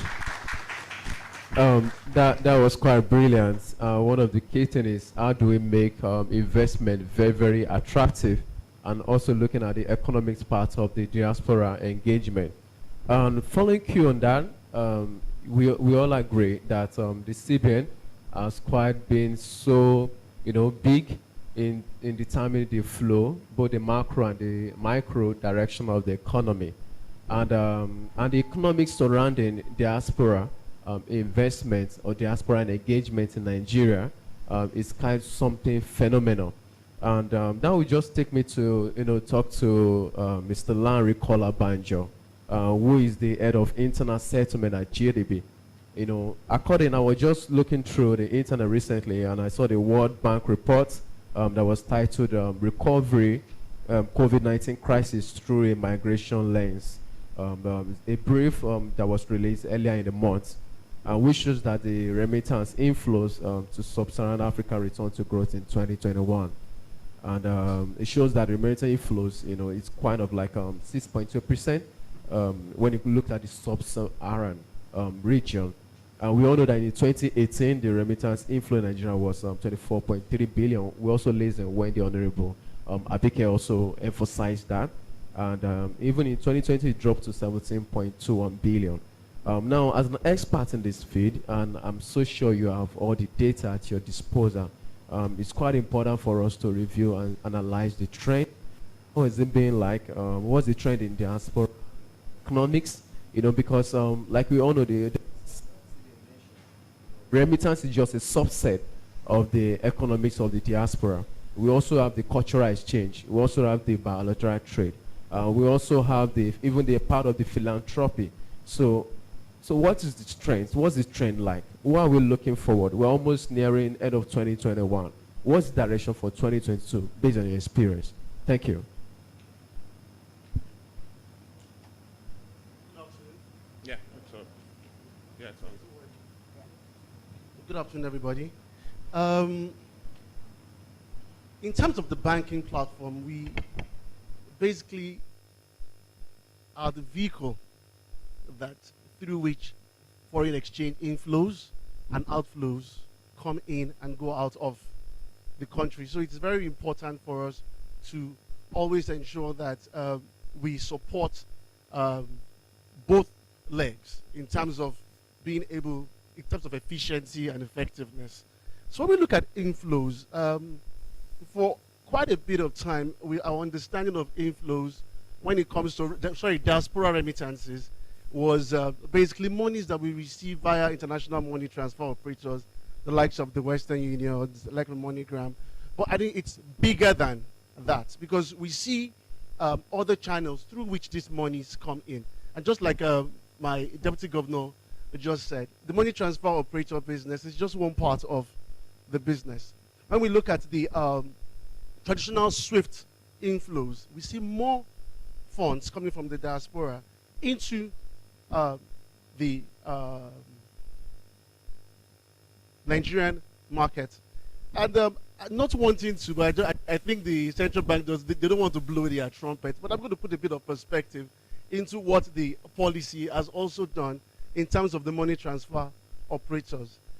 In 2019, we were operating a particular policy that enabled the recipients in Nigeria to receive their remittances in Naira. We changed policies in 2020 December, and that turned to the dollar.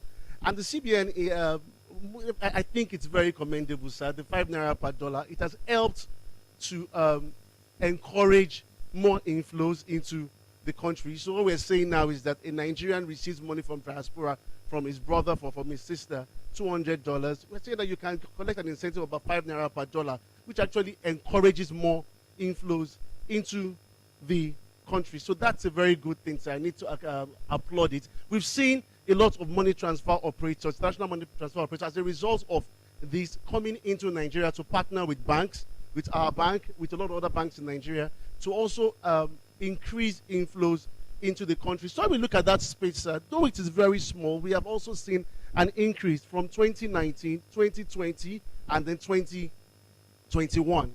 The total industry figure, it's not conclusive, just like my honorable also said. It's not conclusive, but from what we can see from our own side, we've seen a considerable increase in the volumes coming in.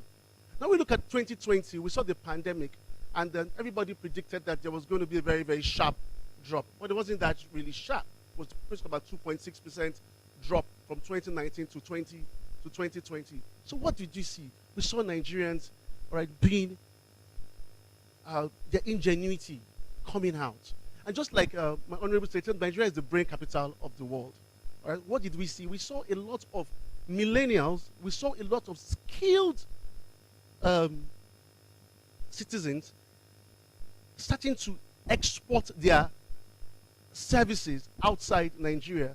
And we started seeing the corresponding inflows into Nigeria, especially in the education sector. We started seeing teachers offering online courses, and people all around the world are actually tapping into it. We started seeing freelancers, the millennials, working as coding professionals, website developers. And we started seeing inflows coming in from various vendors and various people that are actually employing their services. In fact, we started seeing a lot of Nigerian youths working with the likes of Google also. And we're seeing Google remitting funds into the country in payment for these services. So we see that will actually grow also.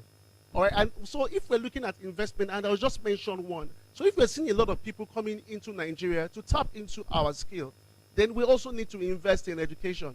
We also need to invest in skill development. If we keep investing in skill development, we keep growing that particular industry, the agricultural industry, the education industry, the ICT, I'm very sure the inflows will keep coming into Nigeria. Thank you. Thank you very much. That was quite remarkable. We'll notice that last year really brought a lot of ingenuity from people being creative, especially people in diaspora.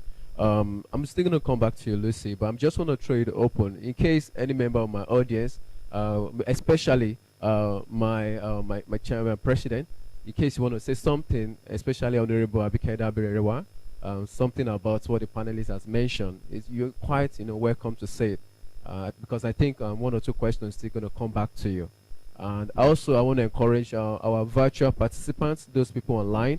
Please, if you have any question, you can always send it to the chat box, and I'm so sure our volunteer will get across to you, and we're going to ask the panelists. Thank you very much for that brilliant contribution.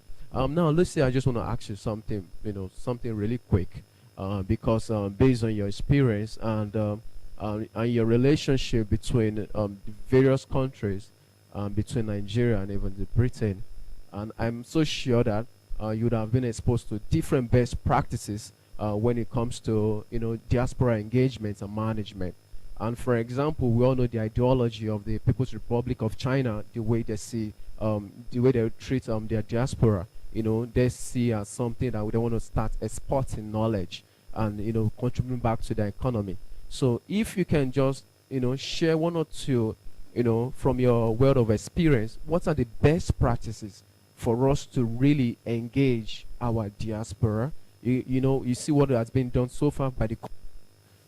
Do you think what we can do better? What are the best practices? Thank you. Thank you. All right. Thank you. Can you hear me okay? Yes. Hello. Hello, good afternoon, everybody. Thank you. I have some experience. I've been fortunate enough with the British Council to travel to around 50 countries around this wonderful world and have some experience. But my deepest experience is here in Nigeria, where I've been working with the British Council for the last 8 years. And as the British Council does, we're an organisation partly funded by the UK government that builds trust and relationships through education, through the arts and culture, and through the English language with people of the world and the UK, for trust, for mutuality, and for, as my friend said before, very much in terms of skills, capacity building, education. I think in terms of lessons we can learn and draw from, obviously coming from the British Council being a cultural relations or soft power organisation, you're very correct in terms of we need to consider about where our competitors, if you like, are coming from. And you mentioned China among some other countries. But as the British High Commissioner Katrina Lang mentioned earlier, there's a great deal of goodwill, not just historical, but current goodwill between the people of Nigeria and the people of UK. And there's a huge amount that we can draw on then. Now that goodwill, many of it, and I'm sure some people in the room, I get this often as I travel around Nigeria, where people say, what has happened to your libraries? We used to go to the library in Ibadan, we used to read the books. Yes, yeah, and we've moved. I understand that it's perceived perhaps that we've lost that service and that engagement, but the world has moved on. We've talked about ICT and digital, and much of our work, whilst face-to-face remains incredibly important, and obviously that was curtailed with the pandemic, a lot of our work has gone online, enabled to reach more people. And when I say online, we talked about teaching and education. It's not just fancy websites that you need high resolution, fast computers and internet access and power to get online, but we're working with young people in the north of Nigeria, in some of the most marginalised communities, working with teachers and school leaders and basic education board and local state government, as well as with expertise in the UK to ensure that young children are still in school, enhancing their learning and improving their learning outcomes. And when COVID hit, we couldn't do that face to face, so we deployed things like SD cards and data in mobile phones and use radio programs and use TV. So when we talk about digital, I think there's lots to draw on and lots to learn in terms of innovative ways to do that doesn't require somebody to be wealthy. We want to ensure accessibility, not restrict that. So there's huge amounts that we can do. We connect also very much across the arts and the creative industries. And I mentioned the word mutuality before, and not for 1 minute do we think that the UK has the experience and the expertise and that doesn't exist in Nigeria or elsewhere. There's huge talent in Nigeria, particularly in the creative industries, as we know. So we look to connect and harness that creativity, harness that talent within sub-Saharan Africa and with the UK, that mutual exchange of knowledge, skills and experience to enhance prosperity and to enhance security even in this fantastic country. I could continue, but I'll just stop there. Quite remarkable what your organization is really doing in Africa and Nigeria, and how you're connecting both ends. I think that we've seen a lot of traces of that in the northern part of the country. That is quite remarkable. Thank you so much. But I still need to go back to my esteemed Deputy Governor of the CBN. You know, you mentioned something, sir. You mentioned something very, very important earlier when you were introducing your points about making investments very, very attractive, and also to create a platform, you know, that's an outlet for people to really see the economies of diaspora as very relevant to Nigerian economy. But there's this particular question that, you know, the cost of transaction, or, you know, especially when we look at that subset of remittance.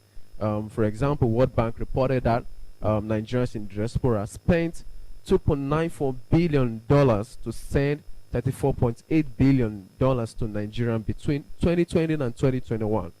You know, they also further claim that remittance cost averaged 8% during Q1 of 2021. That is a report from the World Bank, which was but which came down though from 8.9% in 2020. But still, this cost is still very, very high side, because we did a kind of survey, and some of the people in diaspora mentioned that going to the unofficial market and the spreads there would going to the unofficial market and the spreads there would cover the cost.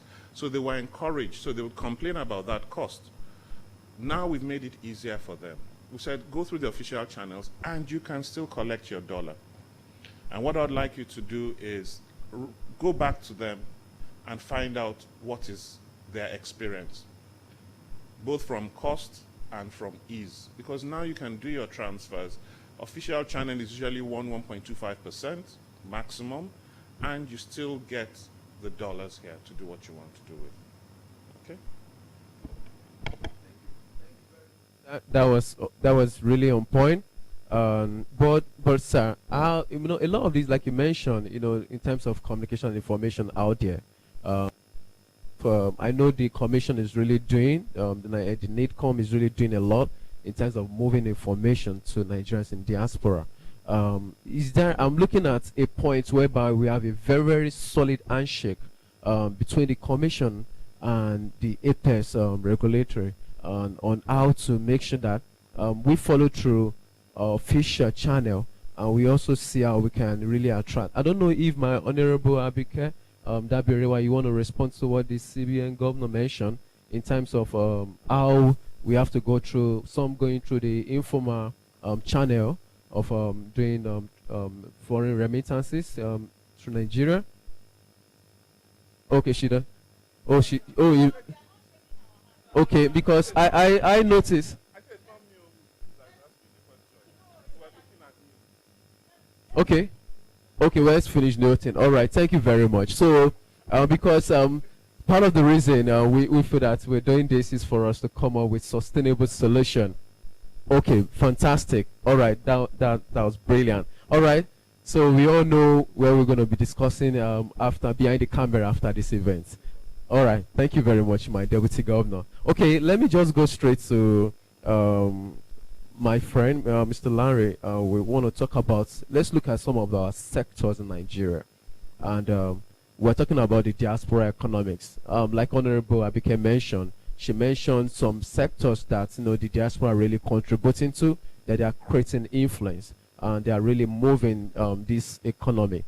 And if you notice recently, you know, we see a lot of things happening in the fintech space, you know, a lot of some of our tech guys that have gone abroad, you know, they're up in, and you see that sector is kind of like, you know, too much of activity. Now, if you can just share more light, what is the trend like? What's the data like in terms of sectors that diaspora really, you know, sectors we need, you know, more of this diaspora power influence? We are talking about their power right now. Where do we want that to really move on?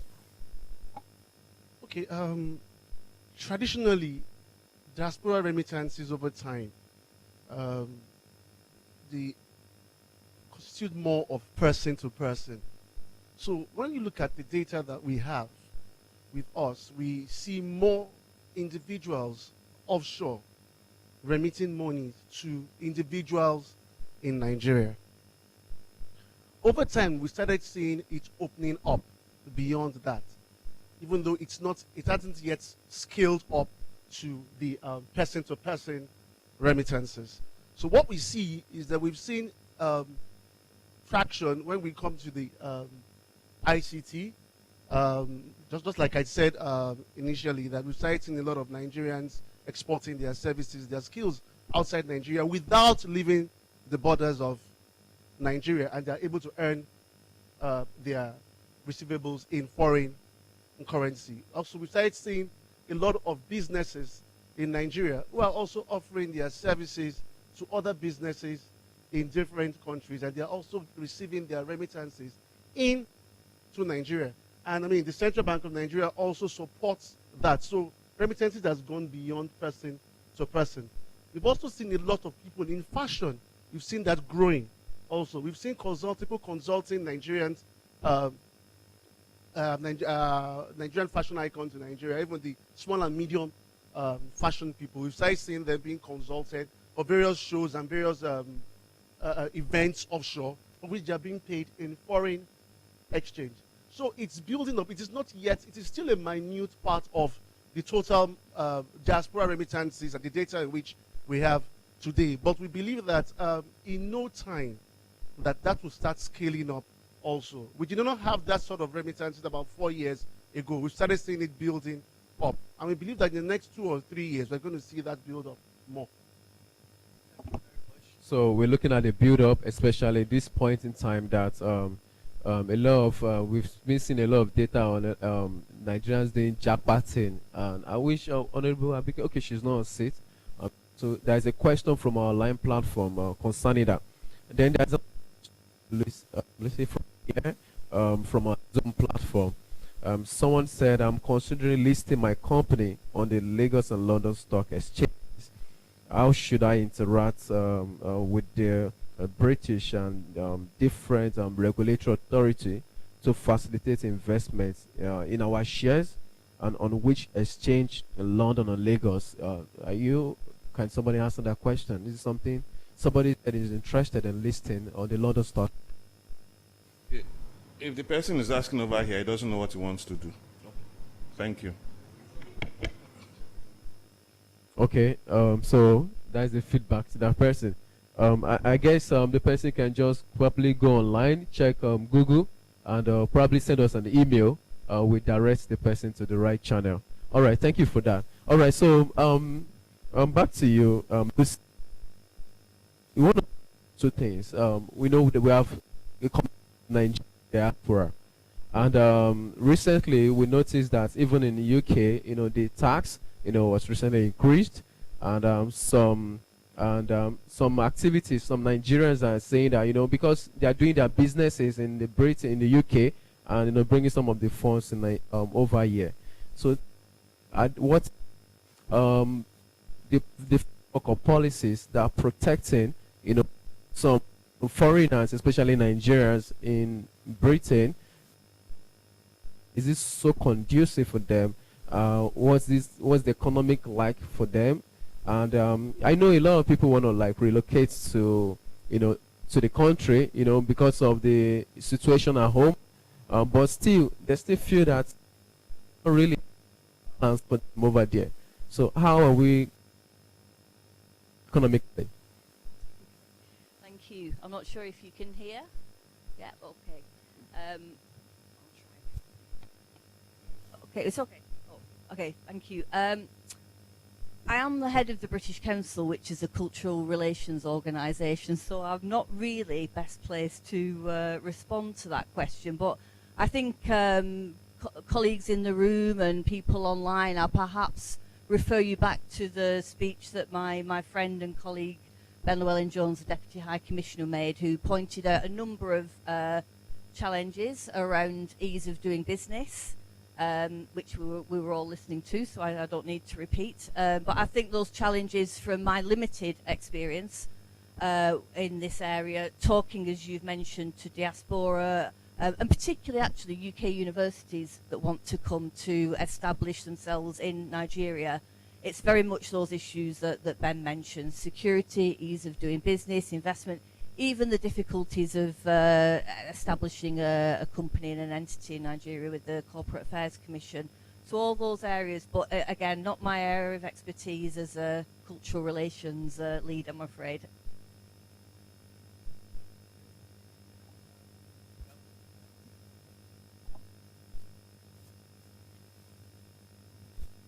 Thank you very much. So, I mean, I think the question was as much about how Nigerians trying to invest and do business in the UK experience it. So we have a new, post-Brexit, we have a new and more open visa regime for people wanting to go and start businesses and work for businesses in the UK. And I personally, for example, helped a tech investment fund to set up their office in London. There are a number of others that are, obviously it's commercially sensitive, but in the process of thinking about that. And the nice thing I think about those investments is they're actually trying to attract investment from the UK to Nigeria. So they're setting up in order to connect with the tech community in the UK, or indeed the other investment possibilities. As Lucy alluded to as well, we have a number of people who go to the UK on scholarships, but also as students to study there. And then very often, particularly if they're medical practitioners or professionals, they'll be dual accredited. And we see a lot of that as well.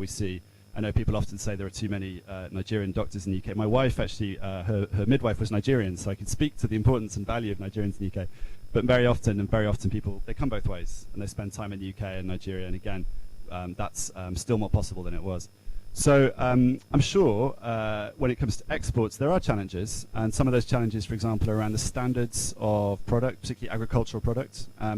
But we work directly with the standards agencies here in Nigeria to try and address those issues, to try and see past them when it comes to, and I always mispronounce the technical term, but the kind of the fungi and other kinds of biological matter that make it difficult to export agricultural goods. So we work with the export agencies here to try and address and see past that, and that's an ongoing discussion and battle, but it's very important, and it's not unique as a challenge to actually many countries in the world. All countries in the world have to meet those sanitary standards in terms of imports of agricultural produce into the UK. The question is how we can be assured that they have, and the standards around that. So work to support that as well. But what I would say to people who want to export to the UK or trade and invest in the UK is that we're very keen to support that. And part of our UK-Nigeria Ministerial Economic Development Forum, which is with Minister of Trade and the UK Trade Minister, is not just about what we're doing to encourage investment and trade from the UK to Nigeria, but the other way. And we have a specific business dialogue with Nigerian businesses as part of that.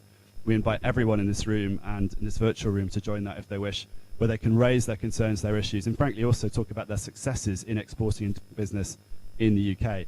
And it's very, very much our interest to make it two-way. So I hope that answers the question, both that we're doing a lot, but also we're very keen to overcome any challenges that people experience. Thank you.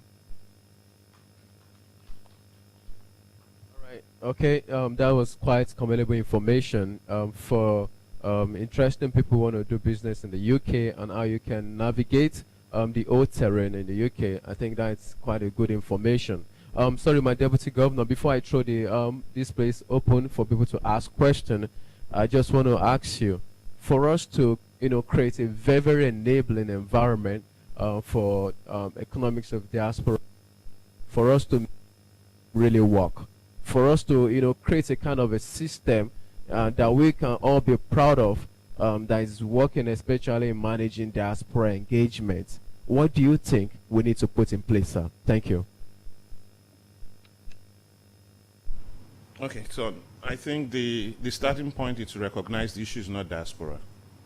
And if you're talking about an enabling environment, it's neither unique to those in the diaspora, nor unique to those of us in here as well. The Deputy High Commissioner highlighted the 4 key things that people were concerned about. It's real to those of us that are here as well: security, infrastructure, ports, foreign exchange. It has nothing to do with diaspora. So let's not color it that way. We need to improve the environment in general so that people can grow, people can thrive, and therefore when people see what you're doing within, they're encouraged to come. You don't grow from outside. You build yourself from within, and then people come and work with you and join you. So it is real. The 4 issues and a few others that were raised are real issues. I can't legislate them. If we could, we would have done that a long time ago. I can't wave a wand and it's all gone. But it's something which we need to start looking at and addressing. When asked the question to my sister before that, we are sometimes portraying the exception. It was in jest, but it's also real. We need to inform people. These concerns are real, and they have limiting factors. People cannot come with the assumption that these factors will vanish overnight. So you need to take decisions based on facts, based on things that are real, and we need to be providing them that information, even if it's not wholly palatable. It prepares them better for the environment so they can succeed. I'm not saying we should accept the way we are. I believe we should change and be the better for it. But you don't call people to your house and offer them, where I come from, I say I'm a Jebu man, you offer them gari and dried fish that looks funny for someone who uses a chopstick. I don't know how he's going to ever have gari with a chopstick. So we need to prepare them, and then we need to look inwards. I raised the point about exports because we all wonder why ICT seems to be growing. It's because of infrastructure. People will pay for a good or a service that you deliver. With technology, I don't need to physically deliver it, so the problem of the ports are not there. And so it's easier for people to grow providing services. The problem with services is it doesn't employ a lot of people. It doesn't touch as many people. It's real, tangible items that are manufactured that touch a lot of people. So yes, we do see the flows, but the impact to the country in terms of its people is not as much as if we grew the other industries, but it won't come just like that. So I hear you. We all need to work hard on it. Things that are seemingly working well, we should improve on them, but we cannot relax. It's a problem for all of us. It's a problem for all of us, and it's something we all need to work hard in and to achieve. I don't know, do you want to make a comment, man? Are you sure you're still okay? Okay. Because probably you want to make a comment on how different stakeholders, especially people in this room, can really connect and unite to really make diaspora, the power of the economies to really be enhanced. It's something you want to talk about. Thank you to our great panelists. Wonderful insight from all of you. And I agree with you absolutely. Building on skills, education is very critical, because COVID showed that we could do a lot more than even we're doing. And I also thank you. We need more of those libraries. I don't know why they all disappeared. And to my brother, Mr. Shoni, well, the thing is, nobody is saying there are no challenges. There's no doubt about that. No, but we're also not covering up any challenge. And I think I said it in my presentation that the challenges are there, but we need to overcome the challenges. So as Nigeria, and I think Mr. Ben, there are different categories of, there are those who know Nigeria more than Nigeria. They are diasporans. So they don't need anybody. But there are those that have to navigate. We help them to navigate. Like when you say, you have to tell the success stories. So I'm not saying there's no downside, but there are so many of them that are coming. Look, a group just left. They didn't see the person they wanted to see. They were disappointed. But they are not going to give up. A guy lost about $2 million business somewhere. But look, it's working out. So what we're saying is that if others are coming to invest, why not our own people? If you get on a plane, Abuja, Lagos, coming in from, it's filled with foreigners. There's something they're saying. So the Nigerian in the diaspora, which is our responsibility, we tell them you should also see those things. And we're not saying business is not charity. Nobody is saying so. The guy who has employed 26 now employed 77. It's not charity. All we're saying is that let's encourage them. Let's build that trust. Let's build that partnership and work at it. We can't pretend there's no insecurity. But it's not stopping the team that came from Russia. We received 16 companies from Russia. I saw them in Abuja 2 weeks ago. They were led by a Nigerian in Russia. Say, come and see what you can do here. So I'm not saying there are no challenges. I'm not saying we shouldn't, but we have to somehow, that we shouldn't demarket ourselves. When I was in the UK, Prime Minister was stabbed. A parliamentarian was stabbed. That doesn't mean UK will tell the citizens, oh, don't come to UK. No. And we've had 5 cases of knife stabs of Nigerians in the UK. It hasn't stopped from us going to the UK. So the point I make is we cannot demarket ourselves. Our challenges are many, but they are not insurmountable. And nobody will solve our problem but ourselves. You know, so if Nigerians cannot come together and solve these problems, Britain is not going to do it for us. US is not going to do it for us. And we have the people. When people ask why I'm passionate about that, we have the people. There are just too many. It's incredible. Maro Utoje was in Nigeria. Maro is the biggest rugby player in the UK. When he comes here, you people don't know him more because it's not football. Maro is the biggest in the UK. If Maro walks in the streets of the UK, they mob him. He came here. He comes often. He gives back. He's doing businesses quietly. He's not making noise about it. He's encouraging younger ones. He's doing his own plan. I'm saying that collectively, if we have more of that, we really can do a lot with the diaspora. As for the handshake with the CBN, we're still waiting for that handshake. They've refused to. We've extended our hand. They said, well, we don't trust you here. So. But thank you all for a fantastic presentation. I thank KMC. All right, thank you very much, Honorable Abike. Lucy, please, in just 1 or 2 minutes, what do you think, in terms of global best practices, you want to recommend from, onward for us to have a very, very sustainable and good diaspora, engagement in Nigeria? Thank you. So we've talked already about this kind of mutuality. So I think really building on that, I think we can't. The long and historic relationship between Nigeria and the UK, whilst that remains strong, the next generation of young people haven't quite got those ties that we've seen in previous generations. So how do we engage them? How do we leverage on that? How do we bring them back? We know they're interested in the culture and the heritage, young people in the diaspora. So how do we make that live and real and interesting? And the arts, music, film, Nollywood, fashion, there's huge interest on the global stage with the Nigerian artists and talents that we have out there.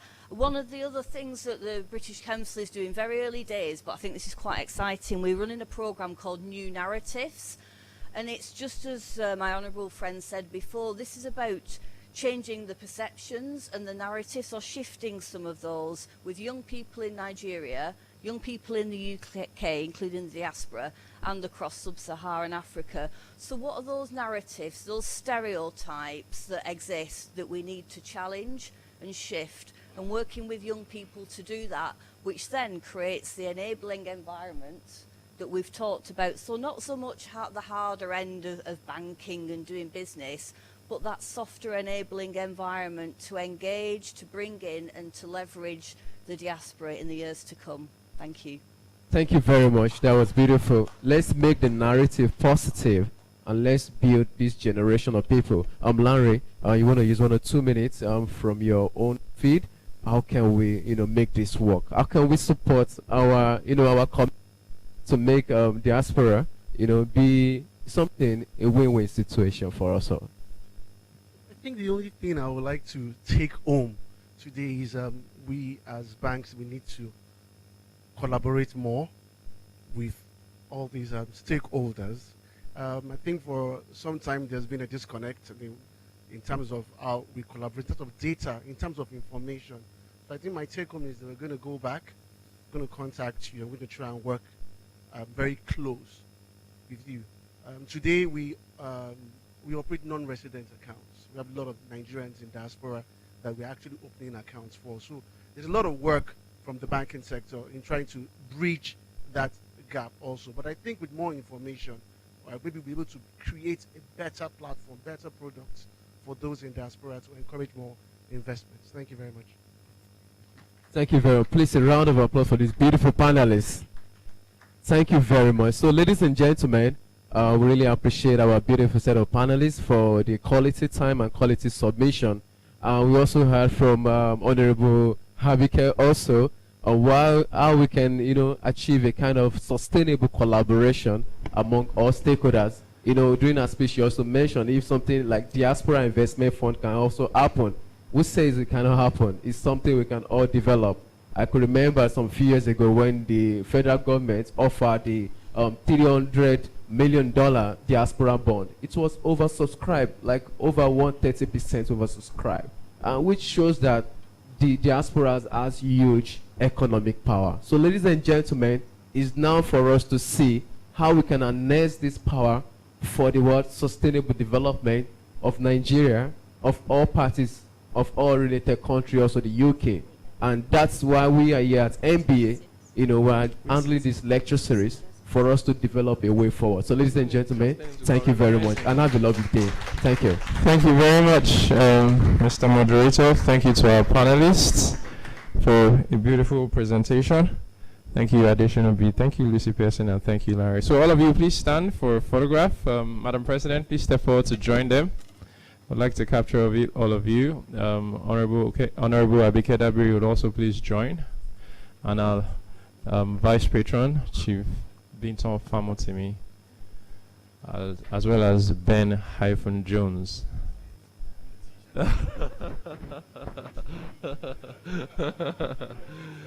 Ben Llewellyn Jones. No, we're going to do, no, okay, wait, sorry. All right. Okay, is the chairman of the events committee still here? Shola Tinubu? He's left? Oh, okay. Oh, okay.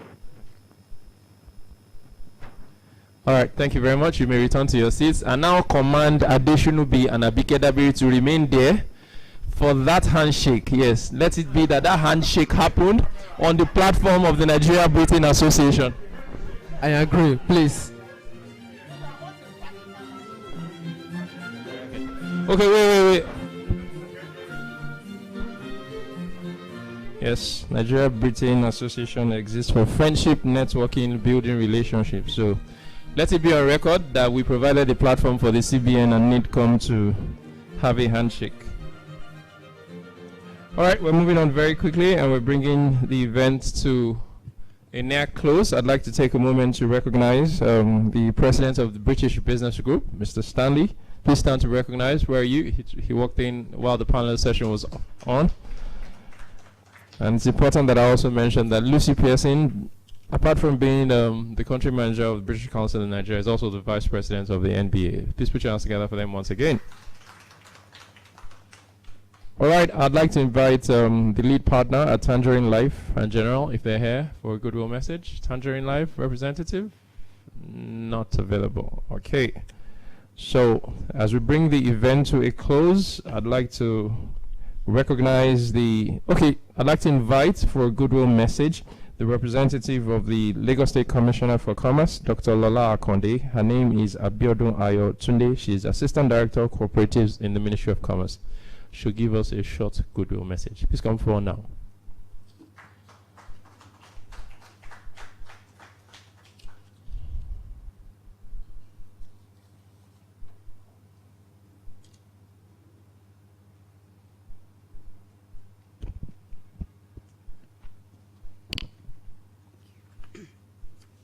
Good afternoon, everybody. I'd like to stand on the existing protocols. This speech is delivered by the Honorable Dr. Mrs. Lola Akonde, Honorable Commissioner for Commerce, Industry and Cooperatives at the annual NBA lecture organized by the Nigeria Britain Association at Radisson Blu Anchorage Hotel, Victoria Island, Lagos, on Friday, 26th November 2021. I felicitate with the patron of the Nigeria Britain Association and revered doyen of the accounting profession in Nigeria, Mr. Akintola Williams, the eminent vice patrons, the leadership, and all members of the Nigeria Britain Association for your efforts in consolidating on the socio-economic and cultural ties that bind our countries. Indeed, the bilateral relations between Nigeria and Britain are strategic for mutual development and security because we have a lot that bind us together culturally and historically. The occasion of your annual lecture with the theme Harnessing the Economic Power of the Diaspora is reflective of contemporary reality of the globalization process. I am aware that a substantial number of Nigerians are in the diaspora, but they are still firmly rooted to their cultural roots in Nigeria. The same is applicable to many British citizens who have found a home in Nigeria. I appreciate the contribution of the leadership and entire members of the Nigeria Britain Association to sustaining the synergy in the cordial relations between our countries, and this has contributed in many ways to benefit our people in the areas of capacity development through cultural exchange visits and expositions that have enabled our talented creative artists and others to showcase their talents on the international stage. The COVID-19 pandemic has transformed the way we live, work, or interact with our fellow men, resulting in partial or total lockdown to curb the spread of the pandemic. We have had to evolve new strategies, including working from home, restricted movements, confinement of infected persons, and administration of vaccines, amongst other things. It is in times like these that we appreciate the efforts of bilateral socio-cultural associations in the enlightenment and education process to our people. Specifically, the Lagos State government realized this fact and thus established an office for diaspora relations known as Lagos Global to help fast-track foreign relations and assistance for development of critical infrastructure across the state. As a government, we will continue to strengthen relationship with the diaspora, especially Nigerians in diaspora who are currently making waves in their various fields of endeavor. There is a remarkable dynamism in the power of the diaspora to change the economic narrative in the home countries based on the remittances of citizens in the diaspora, which reflects on the GDP and economic realities of the lives of beneficiaries.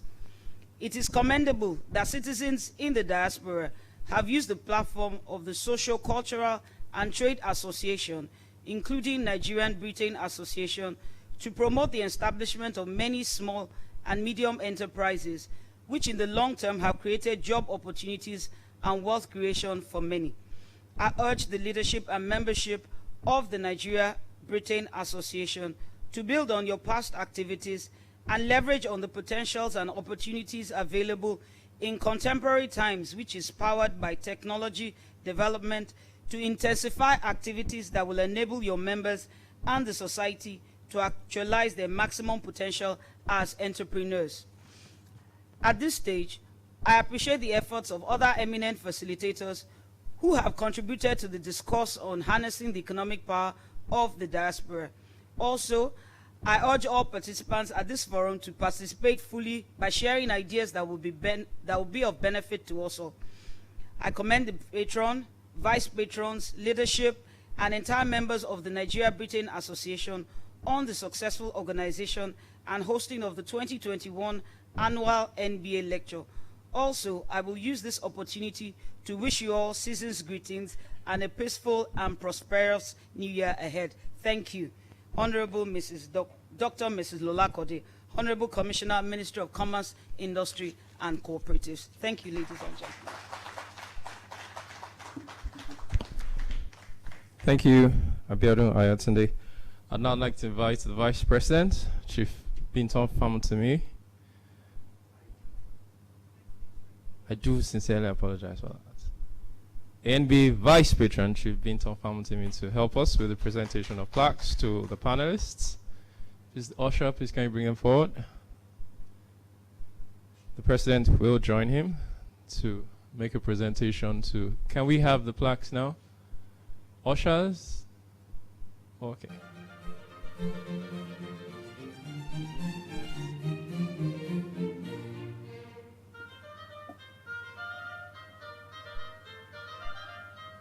The first presentation is to Honorable Abike Dabiri. Please step forward.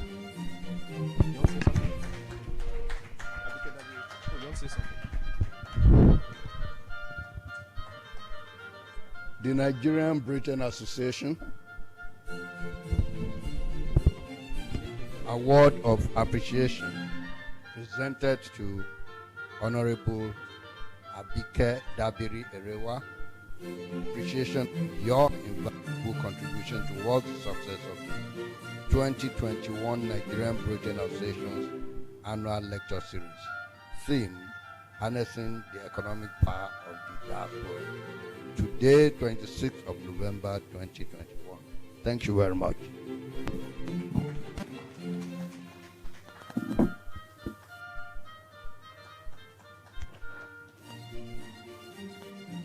Thank you. The second recipient is Deputy High Commissioner Ben Llewellyn Jones. OBE. OB.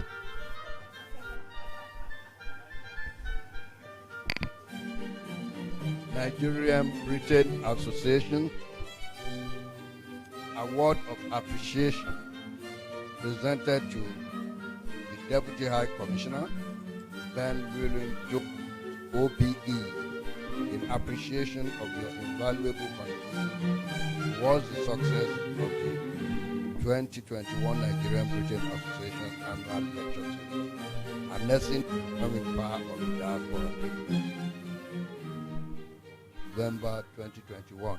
On this occasion, I want to publicly announce I'm going to seize this. I will not give it because he owes me. You know what you owe me? Chief, it's either lunch or a glass of wine. I can't remember which one it is. You owe him remittances.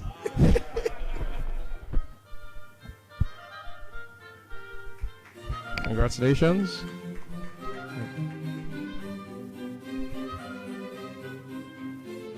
The next recipient is Fola Shodun Adebisi Shonobi.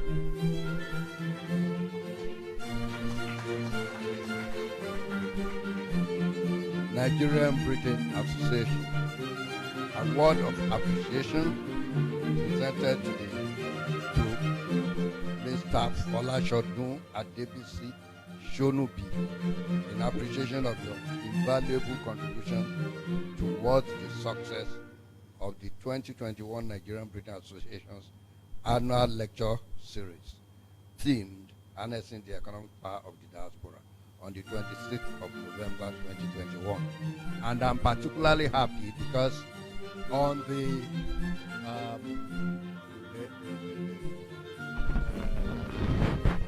board on announcing Mr. Shonobi's appearance here, Shonobi was called Shobumi or something, and I was wondering that we wouldn't make the same mistake in this one. He isn't going to carry that.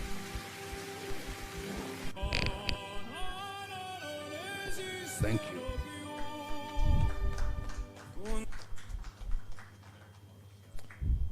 Congratulations. The next recipient is Lucy Pearson. Lucy, please step forward.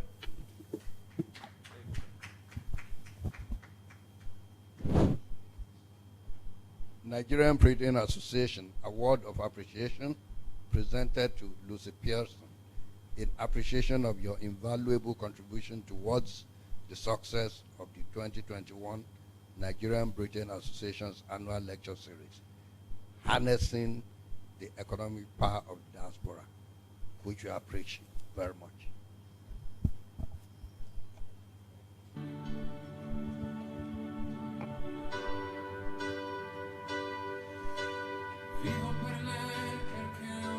And the last but not the least is Larry Kolabanjo. So after this, we'll have a group photograph once again, all of you holding your plaques. Nigerian Britain Association Award of Appreciation presented to Larry Kolabanjo in appreciation of your invaluable contribution towards the success of the 2021 Nigerian Britain Association Annual Lecture Series, Harnessing the Economic Power of the Diaspora. Thank you, sir.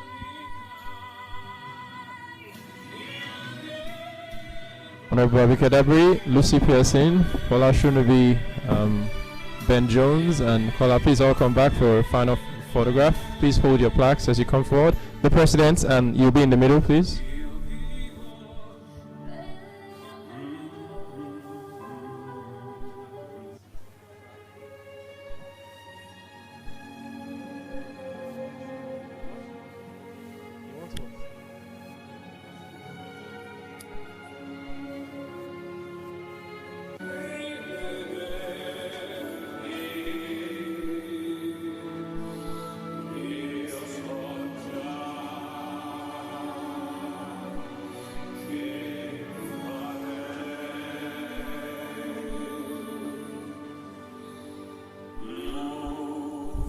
Thank you, Mr. Shonobi. Thank you, Honorable Abike Dabiri. Thank you, Patron Chief Famotimi. Thank you, Abimbola Okoya. Thank you, Mr. Jones. Thank you, Lucy Pearson. Thank you,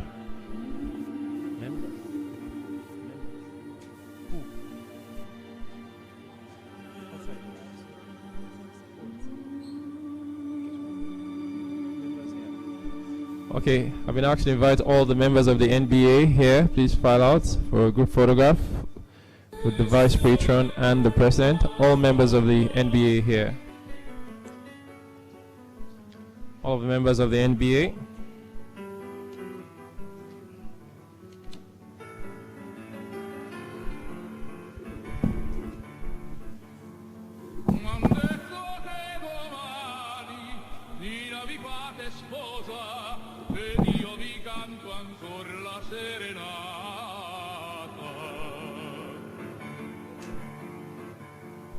Okay, can we do something, sir?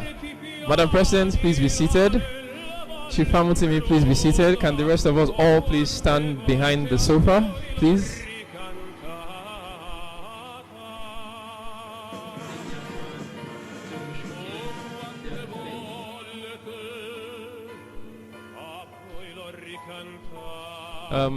Any other EXCO members, please join them to take a seat. If you're an EXCO member, the Honorary Secretary, the Treasurer, the IPP, please take a seat.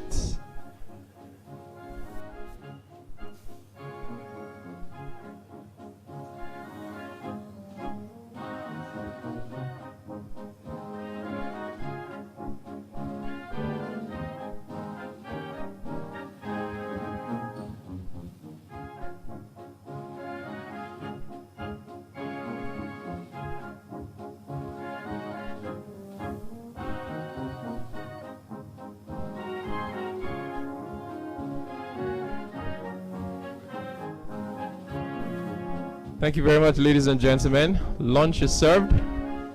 So we'll open the second door. Honorary Secretary.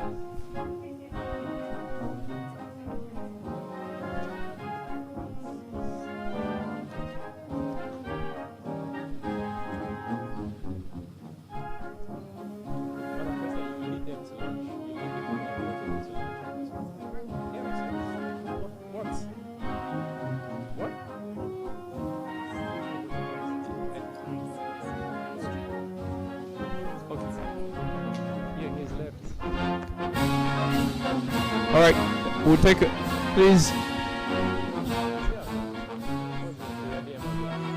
All right, we'll now invite Shia DMO for the vote of thanks, after which the President will lead our invited guests on her table to lunch, and the tables would follow, other tables will follow after. Shia DMO, please.